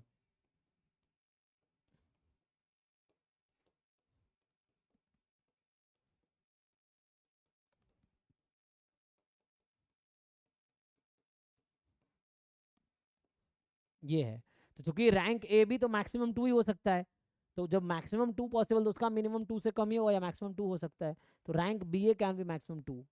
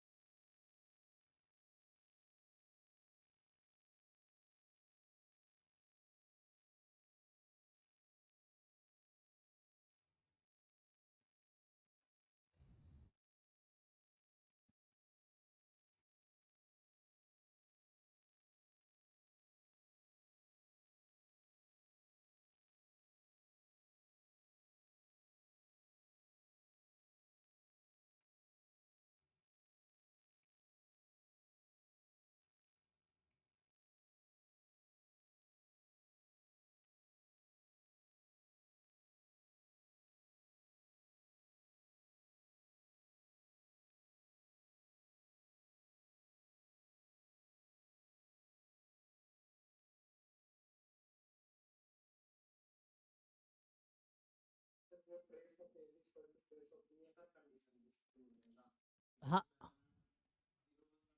हाँ हाँ हाँ तभी हो जाएगा, वो ट्रेस हमेशा इक्वल आएगा।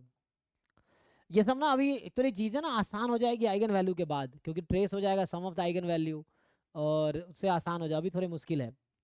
एनीवे तो स्क्वायर मैट्रिक्स, हाँ सर अगर हम ए 1 2 0 0 0 0 0 दें 1 2 0 0 और ऐसा, सर नहीं 3 3 क्रॉस 3 मैट्रिक्स हाँ फिर फर्स्ट रो बताओ। 1 2 0 हाँ 0 0 0 हम्म 0 और 0 0 बी और डी अगर -2 1 0 लें और 1 0 0 और 0 0, हम्म हाँ ये भी 0, तो ये सेटिस्फाई करेंगे और कंडीशन को रैंक ऑफ ए बी जो है रैंक ऑफ बी के इक्वल नहीं होगा। इक्वल नहीं होगा। ए इंटू बी मैट्रिक्स क्या आया, बाकी लोग चेक करो भाई, ए इंटू बी मैट्रिक्स क्या है और बी इंटू ए मैट्रिक्स क्या है जी, है बताइए।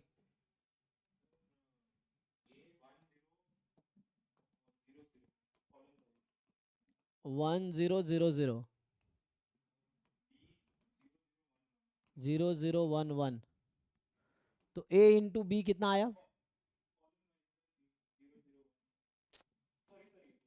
हाँ रो वाइज ना, 0 0 1 1 अभी ठीक है। तो ए इंटू बी कितना आया बताइए और बी इंटू ए कितना आया,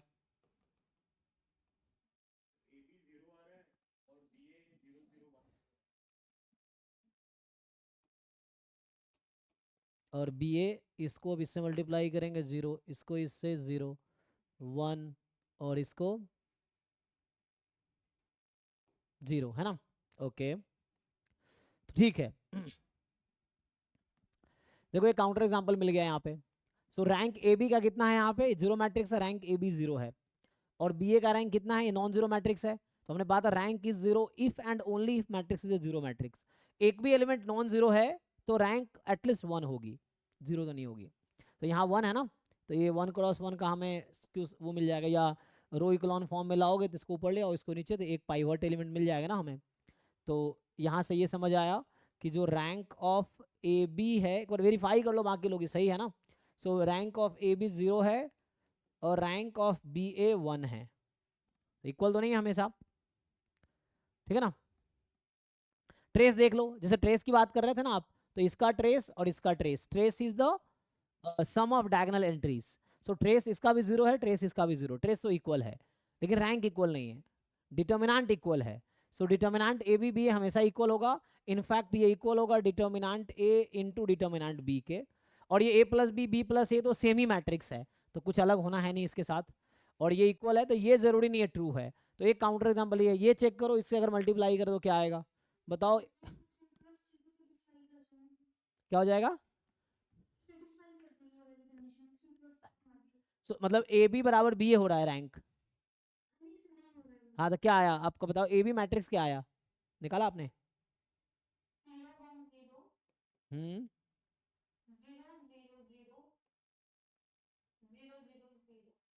ये आया। बी ए कितना आया? -4 0, हाँ। हम्म, तो इससे रैंक आपका 1 आएगा और इससे भी रैंक 1 आएगा। इक्वल आ गया ना, क्योंकि ये तो मल्टीपल हो गया ना। तो हाँ रैंक इक्वल आ गया, मैट्रिक्स अनइक्वल है। इनफैक्ट है ना, ए बी और बी ए जरूरी नहीं इक्वल होगा, वो तो हमने दोनों एग्जाम, हाँ।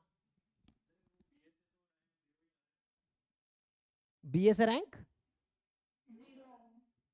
रैंक 0 कैसे आ सकता है इसका? जीरो, जीरो रैंक तभी होगी जब वो जीरो मैट्रिक्स होगी।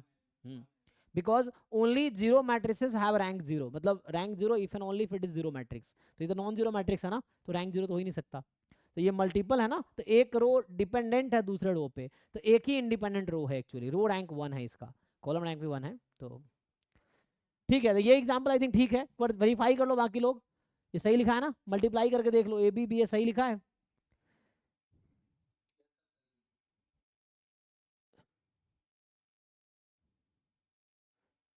मल्टीप्लाई है ना, वेरीफाई कर लेना बस। तो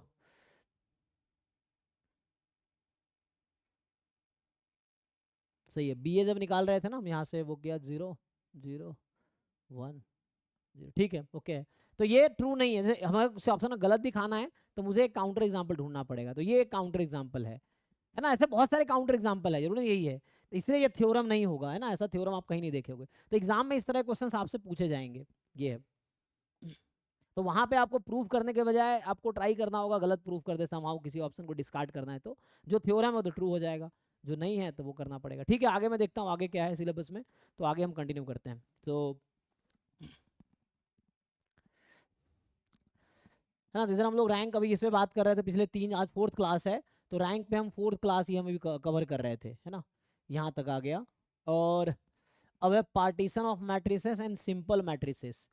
सो इसको मैं डिस्कस करता हूँ, इससे पहले यहाँ पे आते हैं, ये सिस्टम लिखा ना, consistent and inconsistent system of equation, मैं इसकी बात करता हूँ अभी। What is a consistent system, inconsistent system, इसको अभी बाकी अगले क्लास में डिस्कस करूँगा बाकी चीज़ें, तो अभी सिस्टम डिस्कस ही कर रहे थे। तो हम अभी आते हैं सिस्टम ऑफ इक्वेशन पे। सो सिस्टम ऑफ इक्वेशन मतलब, ये जो वर्ड सिस्टम है, सिस्टम मतलब फैमिली, ग्रुप समझ सकते हो, सेट समझ सकते हो। सो set of equation, group of equation, family of equation, ये मतलब है, मतलब इक्वेशंस का एक फैमिली है। तो सिस्टम ऑफ इक्वेशन है, तो आपके पास बहुत सारे इक्वेशंस होंगे। फॉर एग्जांपल मान लो ऐसा है, a11 x1, a12 x2 and so on a1n xn is equal to, let's say यहाँ पे है b1, ठीक? ये हो जाएगा a21 x1, a22 x2 and so on a2n xn is equal to b2। यहाँ से आगे ऐसे ही चलता रहेगा, AM1 x1 AM2 x2 and यहाँ से आ जाएगा AMN XN is equal to BM। तो आप नोटिस करो there are M equations N unknowns, ठीक है ना। तो equation number 1, equation number 2, equation number M। So there are M equations and how many unknowns are there. तो unknowns यहाँ पे वेरिएबल्स है x1 x2 x3 x4 xn। So n equation M equations हैं, n unknowns हैं। इसी को अगर अगर आप सिस्टम के फॉर्म में लिखना चाहे, मतलब मैट्रिक्स के फॉर्म में लिखना चाहे, so this can be written as AX is equal to B, है ना। तो ये लोग अब हायर लेवल पे क्या करते हैं, ये लोग ऐसा लिखते हैं AX is equal to B, इस तरह से, है ना। क्लास 12th में वो लोग क्या लिखते थे, AX is equal to B, सबको कैपिटल लेटर में लिखते थे। लेकिन यहाँ पे देखोगे ये लोग है ना बुक्स में ऐसा लिखते हैं कि A small x is equal to B। तो आपको समझ आ रहा होगा A क्या है, B क्या है। तो यहाँ से A जो है वेयर A जो है मैट्रिक्स है AIJ जिसका ऑर्डर है M क्रॉस N। B क्या है, B is a column matrix, है ना। तो यहाँ से अगर आप लिखेंगे B क्या है, तो B कॉलम मैट्रिक्स है। तो यहाँ पे होगा ये, है ना, ये पूरा एक कॉलम में आ जाएगा। तो इसके पास n रो है, 1 कॉलम है, और एलिमेंट क्या होगा B। तो कॉलम तो एक ही है ना, ये इसमें BI लिख लो चलो। तब देख रहे होंगे I क्या है, I 1 से n तक हो सकता है, ऐसा समझ लो, या वैसे B1 B2 BN लिख लो। और x क्या है, तो x भी ऐसे ही, ओ सॉरी M, हाँ हाँ सही कह रहे हैं आप, M x है ना, n होगा, है ना x वाला, ठीक है। और x कितने हैं आपके पास, M B M है ना, कॉलम मैट्रिक्स M क्रॉस 1 की है, मतलब M रोज 1 कॉलम, ठीक है ना। और x एक्चुअली वो है xi, और ये है n क्रॉस 1, ठीक है ना, आप चेक कर लीजिए। तो हमारा b जो है m क्रॉस 1 है, और x जो है n, या ऐसे लिख सकते हैं आप, x is this one, x1 से लेके xn तक, तो ये n क्रॉस 1 है। और ये जो b है, ये b1 से लेके, है ना, x1 x2 dot dot dot bm तक है ये, तो ये m क्रॉस 1 है, ठीक है। सो x मैट्रिक्स है, एक्चुअली कॉलम मैट्रिक्स है, b भी कॉलम मैट्रिक्स है। सो x का ऑर्डर है n क्रॉस 1 और b का ऑर्डर है m cross 1। a m cross n की मैट्रिक्स है, m बाई n की मैट्रिक्स है। तो ये हम जब इस तरह का सिस्टम लिखेंगे, so system of m equations and n unknowns, है ना। तो यहाँ लिख रहे हैं हम, यहाँ पे m इक्वेशंस हैं एंड n अननोन्स है, या n वेरिएबल समझ सकते हो आप। सो m अननोन्स या वेरिएबल्स, तो ये हमारे पास है। अब हमें इसके सॉल्यूशन की बात करनी है। तो ये जो सिस्टम ऑफ इक्वेशन, इसमें क्या होता है, जो आपके पास सिस्टम ऑफ इक्वेशन है, तो ये या तो कंसिस्टेंट होगा या इनकंसिस्टेंट होगा, है ना। अब देखो ये कंसिस्टेंट अलग अलग वर्ड है, कंसिस्टेंट एस्टिमेटर भी हम पढ़ेंगे बाद में, तो उसकी मीनिंग अलग है ना, वो एस्टिमेशन में आता है। यहाँ पे सिस्टम ऑफ इक्वेशन को बोल रहे हैं कंसिस्टेंट है और इनकंसिस्टेंट है। अब हम सिस्टम ऑफ इक्वेशन को कंसिस्टेंट कब बोलेंगे, तो इसके पास कम से कम एक सॉल्यूशन होगा, है ना। इनकंसिस्टेंट का मतलब है इट हैज नो सॉल्यूशन, तो है ना, इसका मतलब है इट हैज नो सॉल्यूशन, इसके पास एक भी सॉल्यूशन नहीं है, नो सॉल्यूशन तो इनकंसिस्टेंट। यहाँ पे होगा तो, है ना, लिखने का मतलब यहाँ समझ जस्ट नो सॉल्यूशन। कंसिस्टेंट में दो पॉसिबिलिटी, या तो इनफाइनाइट, या तो इनफाइनाइट सॉल्यूशन या यूनिक सॉल्यूशन, है ना। या तो इनफाइनाइट सॉल्यूशन होगा या यूनिक सॉल्यूशन होगा। यूनिक सॉल्यूशन मतलब ओनली वन सॉल्यूशन, है ना। यूनिक सॉल्यूशन मतलब ओनली वन सॉल्यूशन। तो आप देख रहे होंगे कि सिस्टम ऑफ इक्वेशन में तीन ही पॉसिबिलिटी है, या तो उसके पास एक भी सॉल्यूशन नहीं है, मतलब there is no values of X X I जो उसको सेटिस्फाई करे, या यूनिक होगी, एक ही एन टपल होगा जो सेटिस्फाई करेगा वो नो सोल, या तीसरा पॉसिबिलिटी क्या है, इनफाइनाइट सॉल्यूशन। तो आप ये देखेंगे या तो जीरो सॉल्यूशन है, या वन सॉल्यूशन है, या इनफाइनाइट सॉल्यूशन, बीच का केस नहीं है। तो ऐसा कोई सिस्टम ऑफ इक्वेशन नहीं होगा जहाँ पे 4 सॉल्यूशन होंगे, 5 सॉल्यूशन होंगे, 2 सॉल्यूशन, ऐसा नहीं हो सकता। या तो जीरो सॉल्यूशन है, या वन सॉल्यूशन है, या इनफाइनाइट सॉल्यूशन है। तो जीरो सॉल्यूशन मतलब नो सॉल्यूशन, वन सॉल्यूशन मतलब यूनिक सॉल्यूशन, और इनफाइनाइट सॉल्यूशन मतलब इनफाइनाइटली मिनी वैल्यू आएगी। तो आपको मैं छोटा सा एग्जाम्पल देकर दिखाता हूँ, ठीक है ना।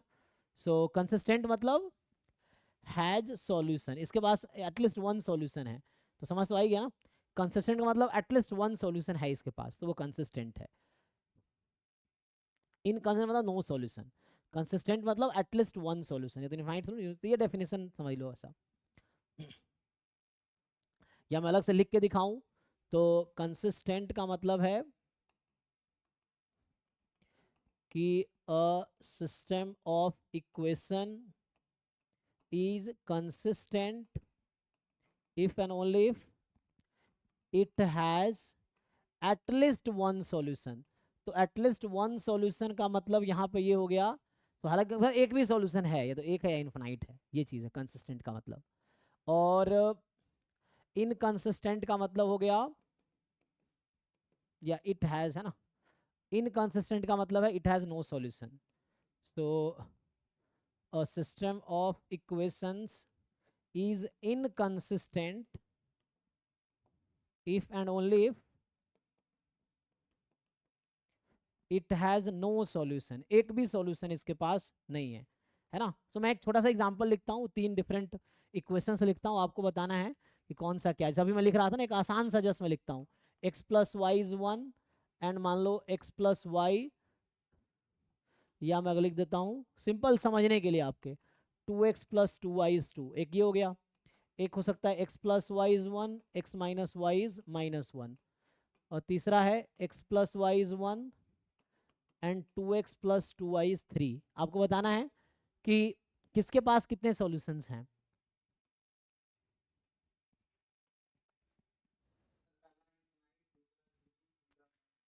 ओके तो यहाँ से अगर आप देखेंगे तो मैट्रिक्स फॉर्म में बनेगा 1 1 2 2।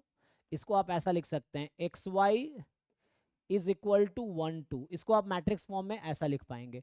इसको आप लिखेंगे तो 1 1 1 minus one, X Y is equal to 1 minus one, ऐसा लिखेंगे तो 1 1 2 2 एक्स वाई 1 3। ठीक है, ये है हमारे पास।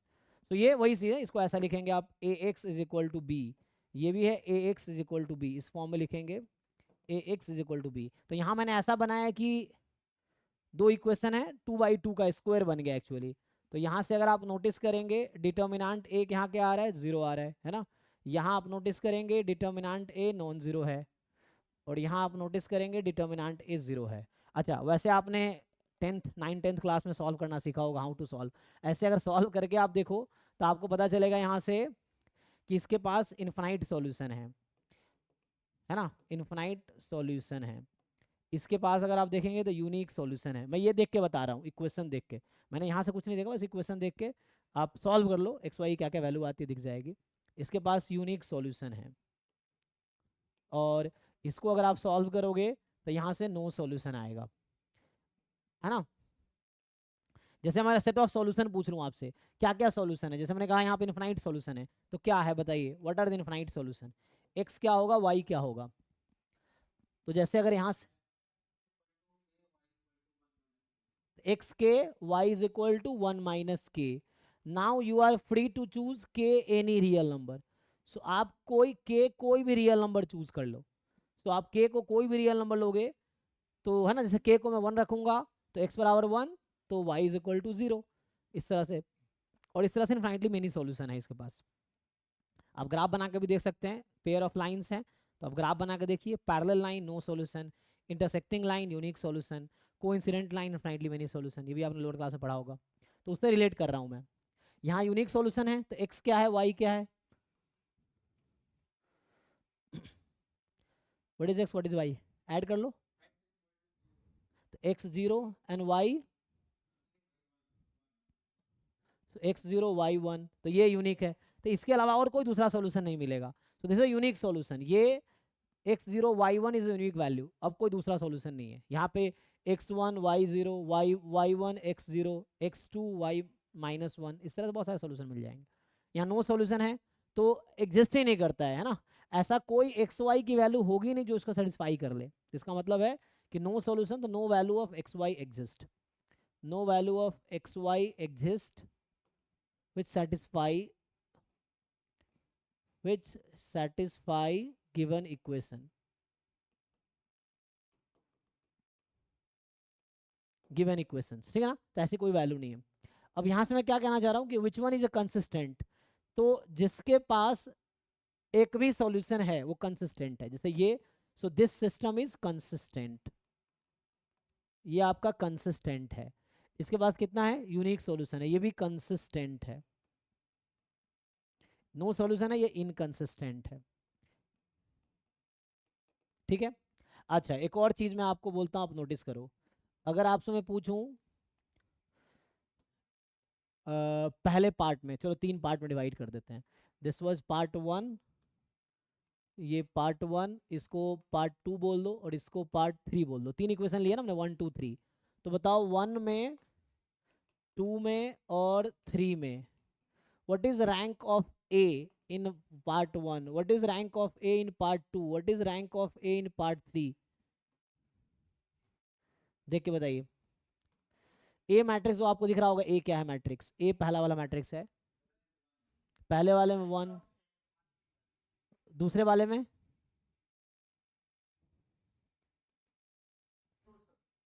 2, तीसरे वाले में 1। अब यहाँ भी आएगा ए ऑगमेंटेड बी, अभी मैं बात करूंगा इसकी, लेकिन पहले ही आपको मैं बता रहा हूँ, ए ऑगमेंटेड बी, ए ऑगमेंटेड बी, तो जब आप ए ऑगमेंटेड बी लिखेंगे तो बी आपके राइट में है एक्चुअली, है ना, तो यहाँ जब मैं ए ऑगमेंटेड बी, बी ये वाला है, तो ए ऑगमेंटेड बी एक नया मैट्रिक्स होती है, इसको बोलते हैं ऑगमेंटेड मैट्रिक्स। मैं यहाँ लिख देता हूँ, देखो, सो यहाँ जो मैं लिखा था ना हमने, सो ये तो मैट्रिक्स ए था, ये वाला मैट्रिक्स ए है आपका, ये जो कोएफिशिएंट है, ऑगमेंटेड मैट्रिक्स क्या होगा, सो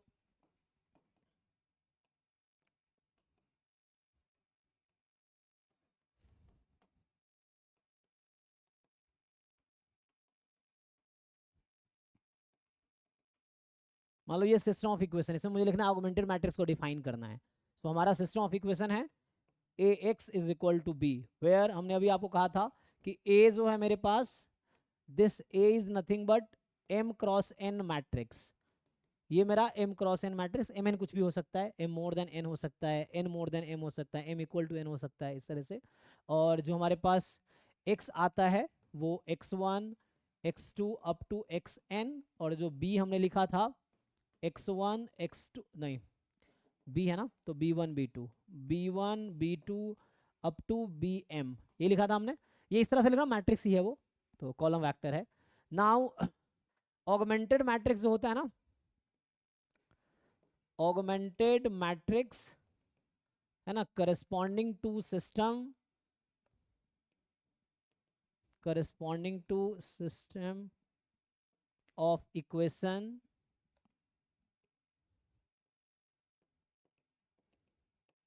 is defined as,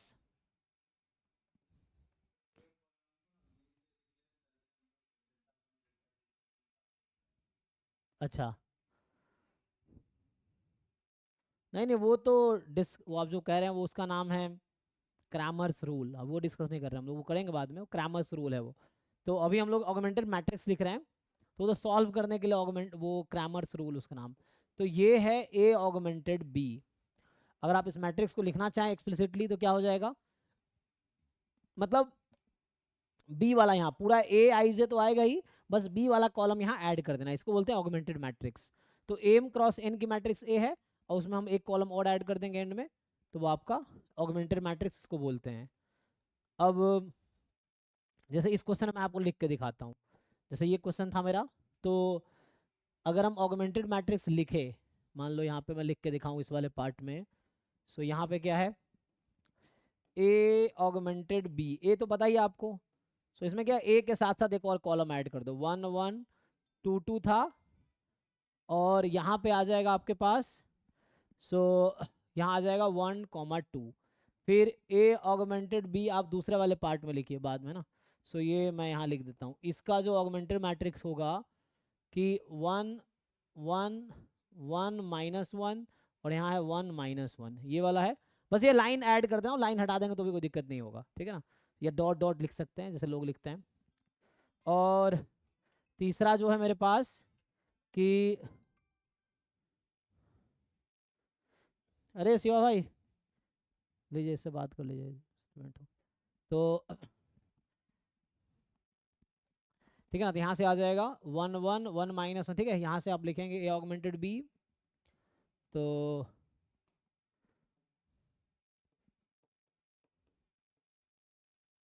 इस वाले पार्ट में जो होगा आपके पास, तो ये आपका क्या था 1 1 2 2 1 1 2 2 और ये आ गया 1 3। अब ये समझिए, तो ये लाइन आप चाहो तो हटा सकते हो, लाइन से कोई प्रॉब्लम नहीं है। ये एक नया मैट्रिक्स बन गया, ठीक है ना, ये चीज़ है, new matrix. If you want you can remove this line also. अब आपको बताना है इनका रैंक क्या है। तो एक तो बताना ए का रैंक क्या है, तो ए तो आपका ये था ए इन तीनों में। अब ए ऑगमेंटेड भी ये मैट्रिक्स है, रैंक इसका ऑर्डर क्या हो गया। तो जैसे यहाँ पे मैं लिख रहा था ऑगमेंटेड मैट्रिक्स का डेफिनेशन, तो आप देखेंगे जो ए मैट्रिक्स है, ये जो ए ऑगमेंटेड बी मैट्रिक्स है, सो ए ऑगमेंटेड बी मैट्रिक्स ये एक मैट्रिक्स होगी जिसका एम तो रो होगा, लेकिन पहले ए एम क्रॉस एन का है, तो एक कॉलम ऐड हो जाता है इसमें, तो ये एम क्रॉस एन प्लस 1 हो जाएगा। तो इसमें नंबर ऑफ कॉलम्स, एम तो ए वाले कॉलम्स हैं, सॉरी एन कॉलम्स ए वाले हैं, एक कॉलम और ऐड हो गया वी वाला, तो एक कॉलम ऐड हो गया इसमें, एम बाई एन क्रॉस 1 हो, एम क्रॉस एन प्लस 1 या एम बाई एन प्लस 1, तो ये हो गया। जैसे यहाँ पे छोटा सा एग्जांपल अभी दे रहा हूँ जस्ट जस्टिफाई के लिए। तो आप बताइए इनमें ए ऑगमेंटेड बी का रैंक क्या है, पहले वाले में, दूसरे वाले में और तीसरे वाले में।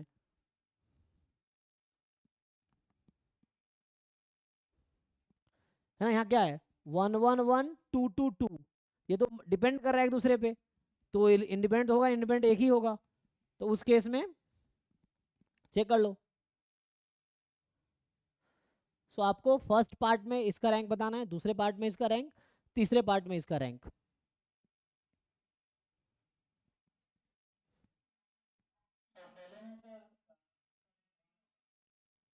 ओके 1 होगा, हाँ। सेकंड 2 2, थर्ड 1 आ रहा है, बाकी लोग देख लीजिए 1 तो नहीं आएगा, थर्ड में भी 2 आएगा, चेक करो। तो समझिए, मतलब इन मैट्रिक्स का रैंक निकालना था। ये आपका 2x3 की मैट्रिक्स है, this is 2 rows 3 column, A 2x2 है, एक कॉलम और ऐड हो गया ना, तो ये 2x3 हो गई, दिस इज 2x3 मैट्रिक्स। अब उसके थ्रू भी आप, अभी हमने एक थ्योरम लिखा था, मैं फिर से लिखूंगा उसको। सो यहाँ ए रैंक और ए ऑगमेंटेड बी दोनों इक्वल है, और ए 2x2 की मैट्रिक्स थी, तो यहाँ एम की वैल्यू 2 है, एन की वैल्यू 2 है, क्योंकि एम क्रॉस एन की मैट्रिक्स ए है, तो एम भी 2 है और एन भी 2 है यहाँ पे, सो एम एन 2 है हमारे पास। सो यहाँ समझ रहे हैं आप क्या कहना चाह रहा हूँ, ये रैंक ऑफ ए है, so here rank of A equal है rank of A augmented B के, बट ये इक्वल नहीं है 2 के। 2 क्यों देख रहा हूँ, क्योंकि ए वॉज 2x2 मैट्रिक्स। यहाँ पे आप यहाँ देखो, रैंक ऑफ ए इक्वल है rank of A augmented B के, और वो 2 के इक्वल है। और यहाँ पे क्या हो रहा है, यहाँ पे रैंक ऑफ ए डिफरेंट है rank of A augmented B से, है ना। सो यहाँ से आप सिंपली समझ पाएंगे मैं क्या कहना चाह रहा हूँ। तो हम लोग पहले लोअर क्लास में सॉल्व करते थे, दूसरे तरीके से सॉल्व करते थे, वहाँ पे है ना रूल्स था, आपने देखा होगा डिफरेंट तरीके से। तो यहाँ हम इस बेसिस पे डिसाइड करेंगे क्या क्या सॉल्यूशन है। तो जब दोनों में इक्वल है, ये दोनों इक्वल तो है बट एन के इक्वल नहीं है, एन क्या है, number of columns in matrix A, तो एन के इक्वल नहीं है, तो यहाँ पे होगा हमारे पास ऐसे इक्वल, तो ये होगा हमारे पास कितना, इनफाइनाइट सॉल्यूशन, इनफाइनाइट सॉल्यूशन। अगर ये इक्वल हो गया तो ये हो जाएगा यूनिक सॉल्यूशन, और डिफरेंट है तो नो सॉल्यूशन। तो इस बेसिस पे हम डिसाइड करेंगे, जस्ट वेरीफाई कर सकते हो इस रिजल्ट को, मैं ये बोलना चाह रहा हूँ ना। तो हम लोग इस बेसिस पे डिसाइड करेंगे कि किस इक्वेशन में कितने सॉल्यूशन हैं।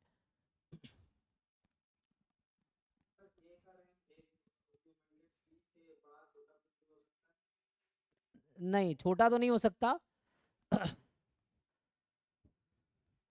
ए से छोटा तो नहीं हो सकता ना, क्योंकि ए के बाद एक और कॉलम ऐड हो गया है, तो छोटा नहीं हो सकता।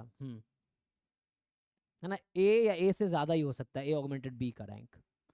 सो इन जनरल जो रैंक ऑफ ए होगा वो लेस देन इक्वल टू होगा रैंक ऑफ, हाँ बिकॉज एक ही कॉलम है तो मैक्सिमम एक का ही गैप आ सकता है एग्जैक्टली, है ना, ये चीज़ है। सो लेस देन या इक्वल टू होगा, ये चीज़ है। उसकी वजह ये है कि ए आपका m क्रॉस n की मैट्रिक्स है ना, और जो ए ऑगमेंटेड बी है उसका order m cross n plus 1 है, तो इसका रैंक मिनिमम ऑफ m और n प्लस 1 है ना, तो उस पर एक कॉलम ज़्यादा है तो एक रैंक ज़्यादा, मैक्सिमम एक ही का डिफरेंस आ सकता है। हाँ, तो ये है ना, तो ये पॉइंट है एक्चुअली। तो या तो है ना इक्वल होगा या एक ज़्यादा हो सकता है ये मैक्सिमम।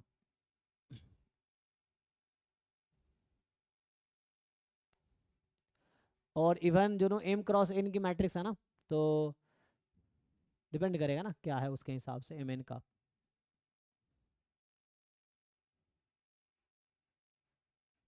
है ना, जिसे मैं अब लिखना चाहूँ यहाँ पे, सो जो रैंक ऑफ n है, रैंक ऑफ a है, ये लेस देन इक्वल टू होगा minimum of m comma n। और आप अगर इसको लिखेंगे rank of a augmented b, तो ये लेस देन इक्वल टू होगा minimum of m comma n plus 1। ये चीज़ है, तो n अगर बहुत छोटी है तो यहाँ n प्लस 1 छोटी हो सकती है, इसीलिए। और डिपेंड करता है मैट्रिक्स क्या है उसके हिसाब से। तो अभी तो इंट्रोडक्शन देखा सिस्टम ऑफ इक्वेशन होता क्या है, कंसिस्टेंट इनकंसिस्टेंट क्या है, और ये हमने लिखे हैं। बाकी सॉल्यूशंस कभी भी डिसाइड करना हो तो वो थ्योरम लिख के ही मैं एंड करता हूँ, जो पहले लिख चुका हूँ। बाकी अगले क्लास में इसको और कंटिन्यू करेंगे हम लोग थ्योरम। तो थ्योरम ये होगा कि consider a system of equation, है ना, ax is equal to b, where a जो है m क्रॉस n की मैट्रिक्स है, b जो है वो m क्रॉस 1 की मैट्रिक्स है, x जो है वो n क्रॉस 1 की है, ठीक है ना, n वेरिएबल था, ये था, इस तरह से है। देन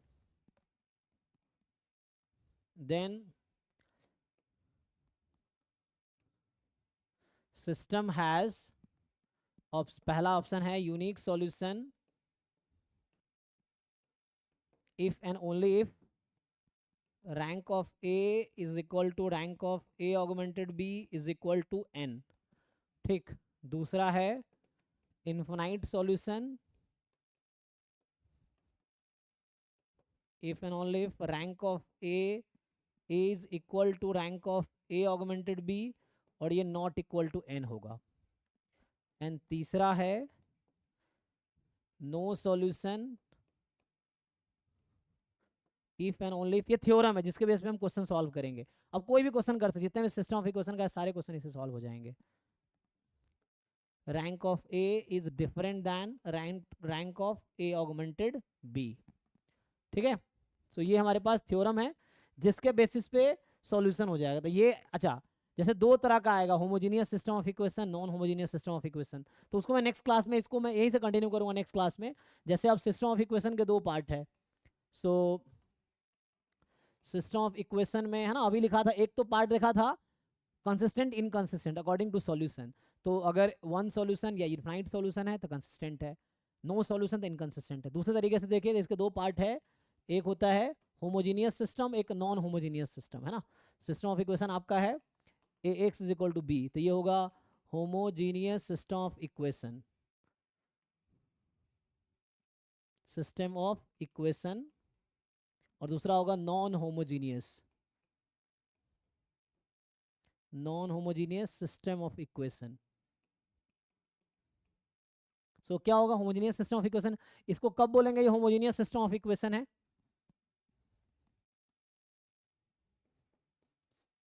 कोई बताओ, नॉन होमोजीनियस कब होगा?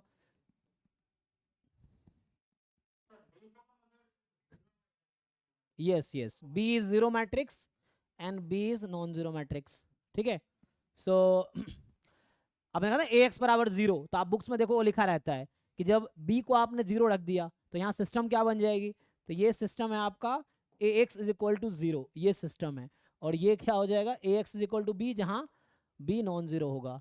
तो आप देखेंगे जब भी ऐसा लिखा रहता है तो साथ में ये वर्ड लिखा रहेगा आपका, जनरली लिखा, नहीं लिखा तो मतलब वही है। और सो होमोजेनियस सिस्टम ऑफ इक्वेशन का मतलब है कि बी 0 है, तो इसके पास एक सॉल्यूशन तो हमेशा रहेगा, क्योंकि x बराबर 0 तो सेटिफाई हमेशा करेगा, x को 0 रख देंगे तो मैं अगले क्लास में कंटिन्यू करता हूँ, शुरू से ही कंटिन्यू करेंगे, फिर हम लोग कुछ क्वेश्चंस देखेंगे। बाकी एक बार रिवाइज कर लेना ये, तो हमने अभी बस ये डिफाइन किया है कि सिस्टम ऑफ इक्वेशन होता क्या है, सिस्टम ऑफ इक्वेशन का है ना, सिस्टम ऑफ इक्वेशन क्या है, एम इक्वेशन एन नॉन नॉन्स, उसको इस मैट्रिक्स फॉर्म में लिख देंगे, और इधर ऑगमेंटेड मैट्रिक्स क्या होता है, ठीक है ना, उसके बाद है ना यहाँ पे ए आई जे है और यहाँ पे बी आईज होते हैं इस तरह से, और यहाँ पे कंसिस्टेंट कंसिस्टेंट का क्या मतलब है, फिर वही कंसिस्टेंट के दो पार्ट है, इन्फाइनाइट या यूनिक, इनकंसिस्टेंट में एक ही पार्ट है, नो सॉल्यूशन। इधर हमने एक एग्जांपल जस्ट 2x2 का देख के उस वेरीफाई किया है कि ये रिजल्ट वाला, फिर हमने ये थ्योरम लिखा है जिसके ये तो बेसिक रिजल्ट है, और ये थ्योरम लिखा है जिसके बेस पे ऑलमोस्ट सारे क्वेश्चन सॉल्व हो जाएंगे, जो भी सिस्टम ऑफ इक्वेशन के हैं 80-90% क्वेश्चन इसी थ्योरम में सॉल्व हो जाएगा, जो भी जैम में आते हैं, गेट में आते हैं, ठीक है। तो कल हम लोग यहीं से कंटिन्यू करेंगे, आज यहीं स्टॉप करता हूँ, थैंक यू। अगले बैच का क्लास होगी, कुछ पूछना है किसी को? कल क्या है, कल संडे है, नहीं अब क्लास मंडे को, कल डाउट क्लास सिर्फ रहेगा, ठीक है ना।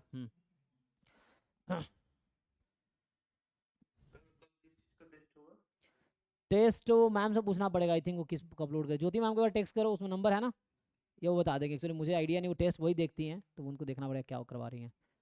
तो अभी अपलोड होगा धीरे धीरे, सारे टेस्ट अपलोड होंगे, अभी तुम लोग सिलेबस और पीवाई को ढंग से फोकस करो, टाइम मिले टेस्ट भी दो, और बाद में दोबारा भी टेस्ट दे सकते हो, और अभी है ना एंड में अब टेस्ट डिस्कशन अभी मैंने रोक दिया है, क्योंकि बच्चे नए आ रहे हैं ना, तो उनका नहीं हो पा रहा है, तो मैं एक साथ एक बार सिलेबस हो जाता है, फिर डेली एक एक मॉक टेस्ट डिस्कस करेंगे, साथ में हर टेस्ट का आपको सॉल्यूशन भी मिलेगा, ठीक है ना। तो ये चीज़ है। डिटेल सॉल्यूशन अभी रिटर्न सॉल्यूशन भिजवा दूंगा, उसके बाद फिर टाइप वाला सॉल्यूशन भी पोर्टल पे भी मिल जाएगा, तो सॉल्यूशन भी मिलेगा, क्लास में डिस्कशन भी होगा उसका, कि जो आपको सॉल्यूशन समझ नहीं आया या जो डिस्कस करना है, तो डिस्कशन क्लास भी होगी, साथ में डिटेल सॉल्यूशन भी मिलेगा मॉक टेस्ट का। ठीक है जी, थैंक यू। हाँ अगले क्लास में डिस्कस करेंगे कल, हाँ।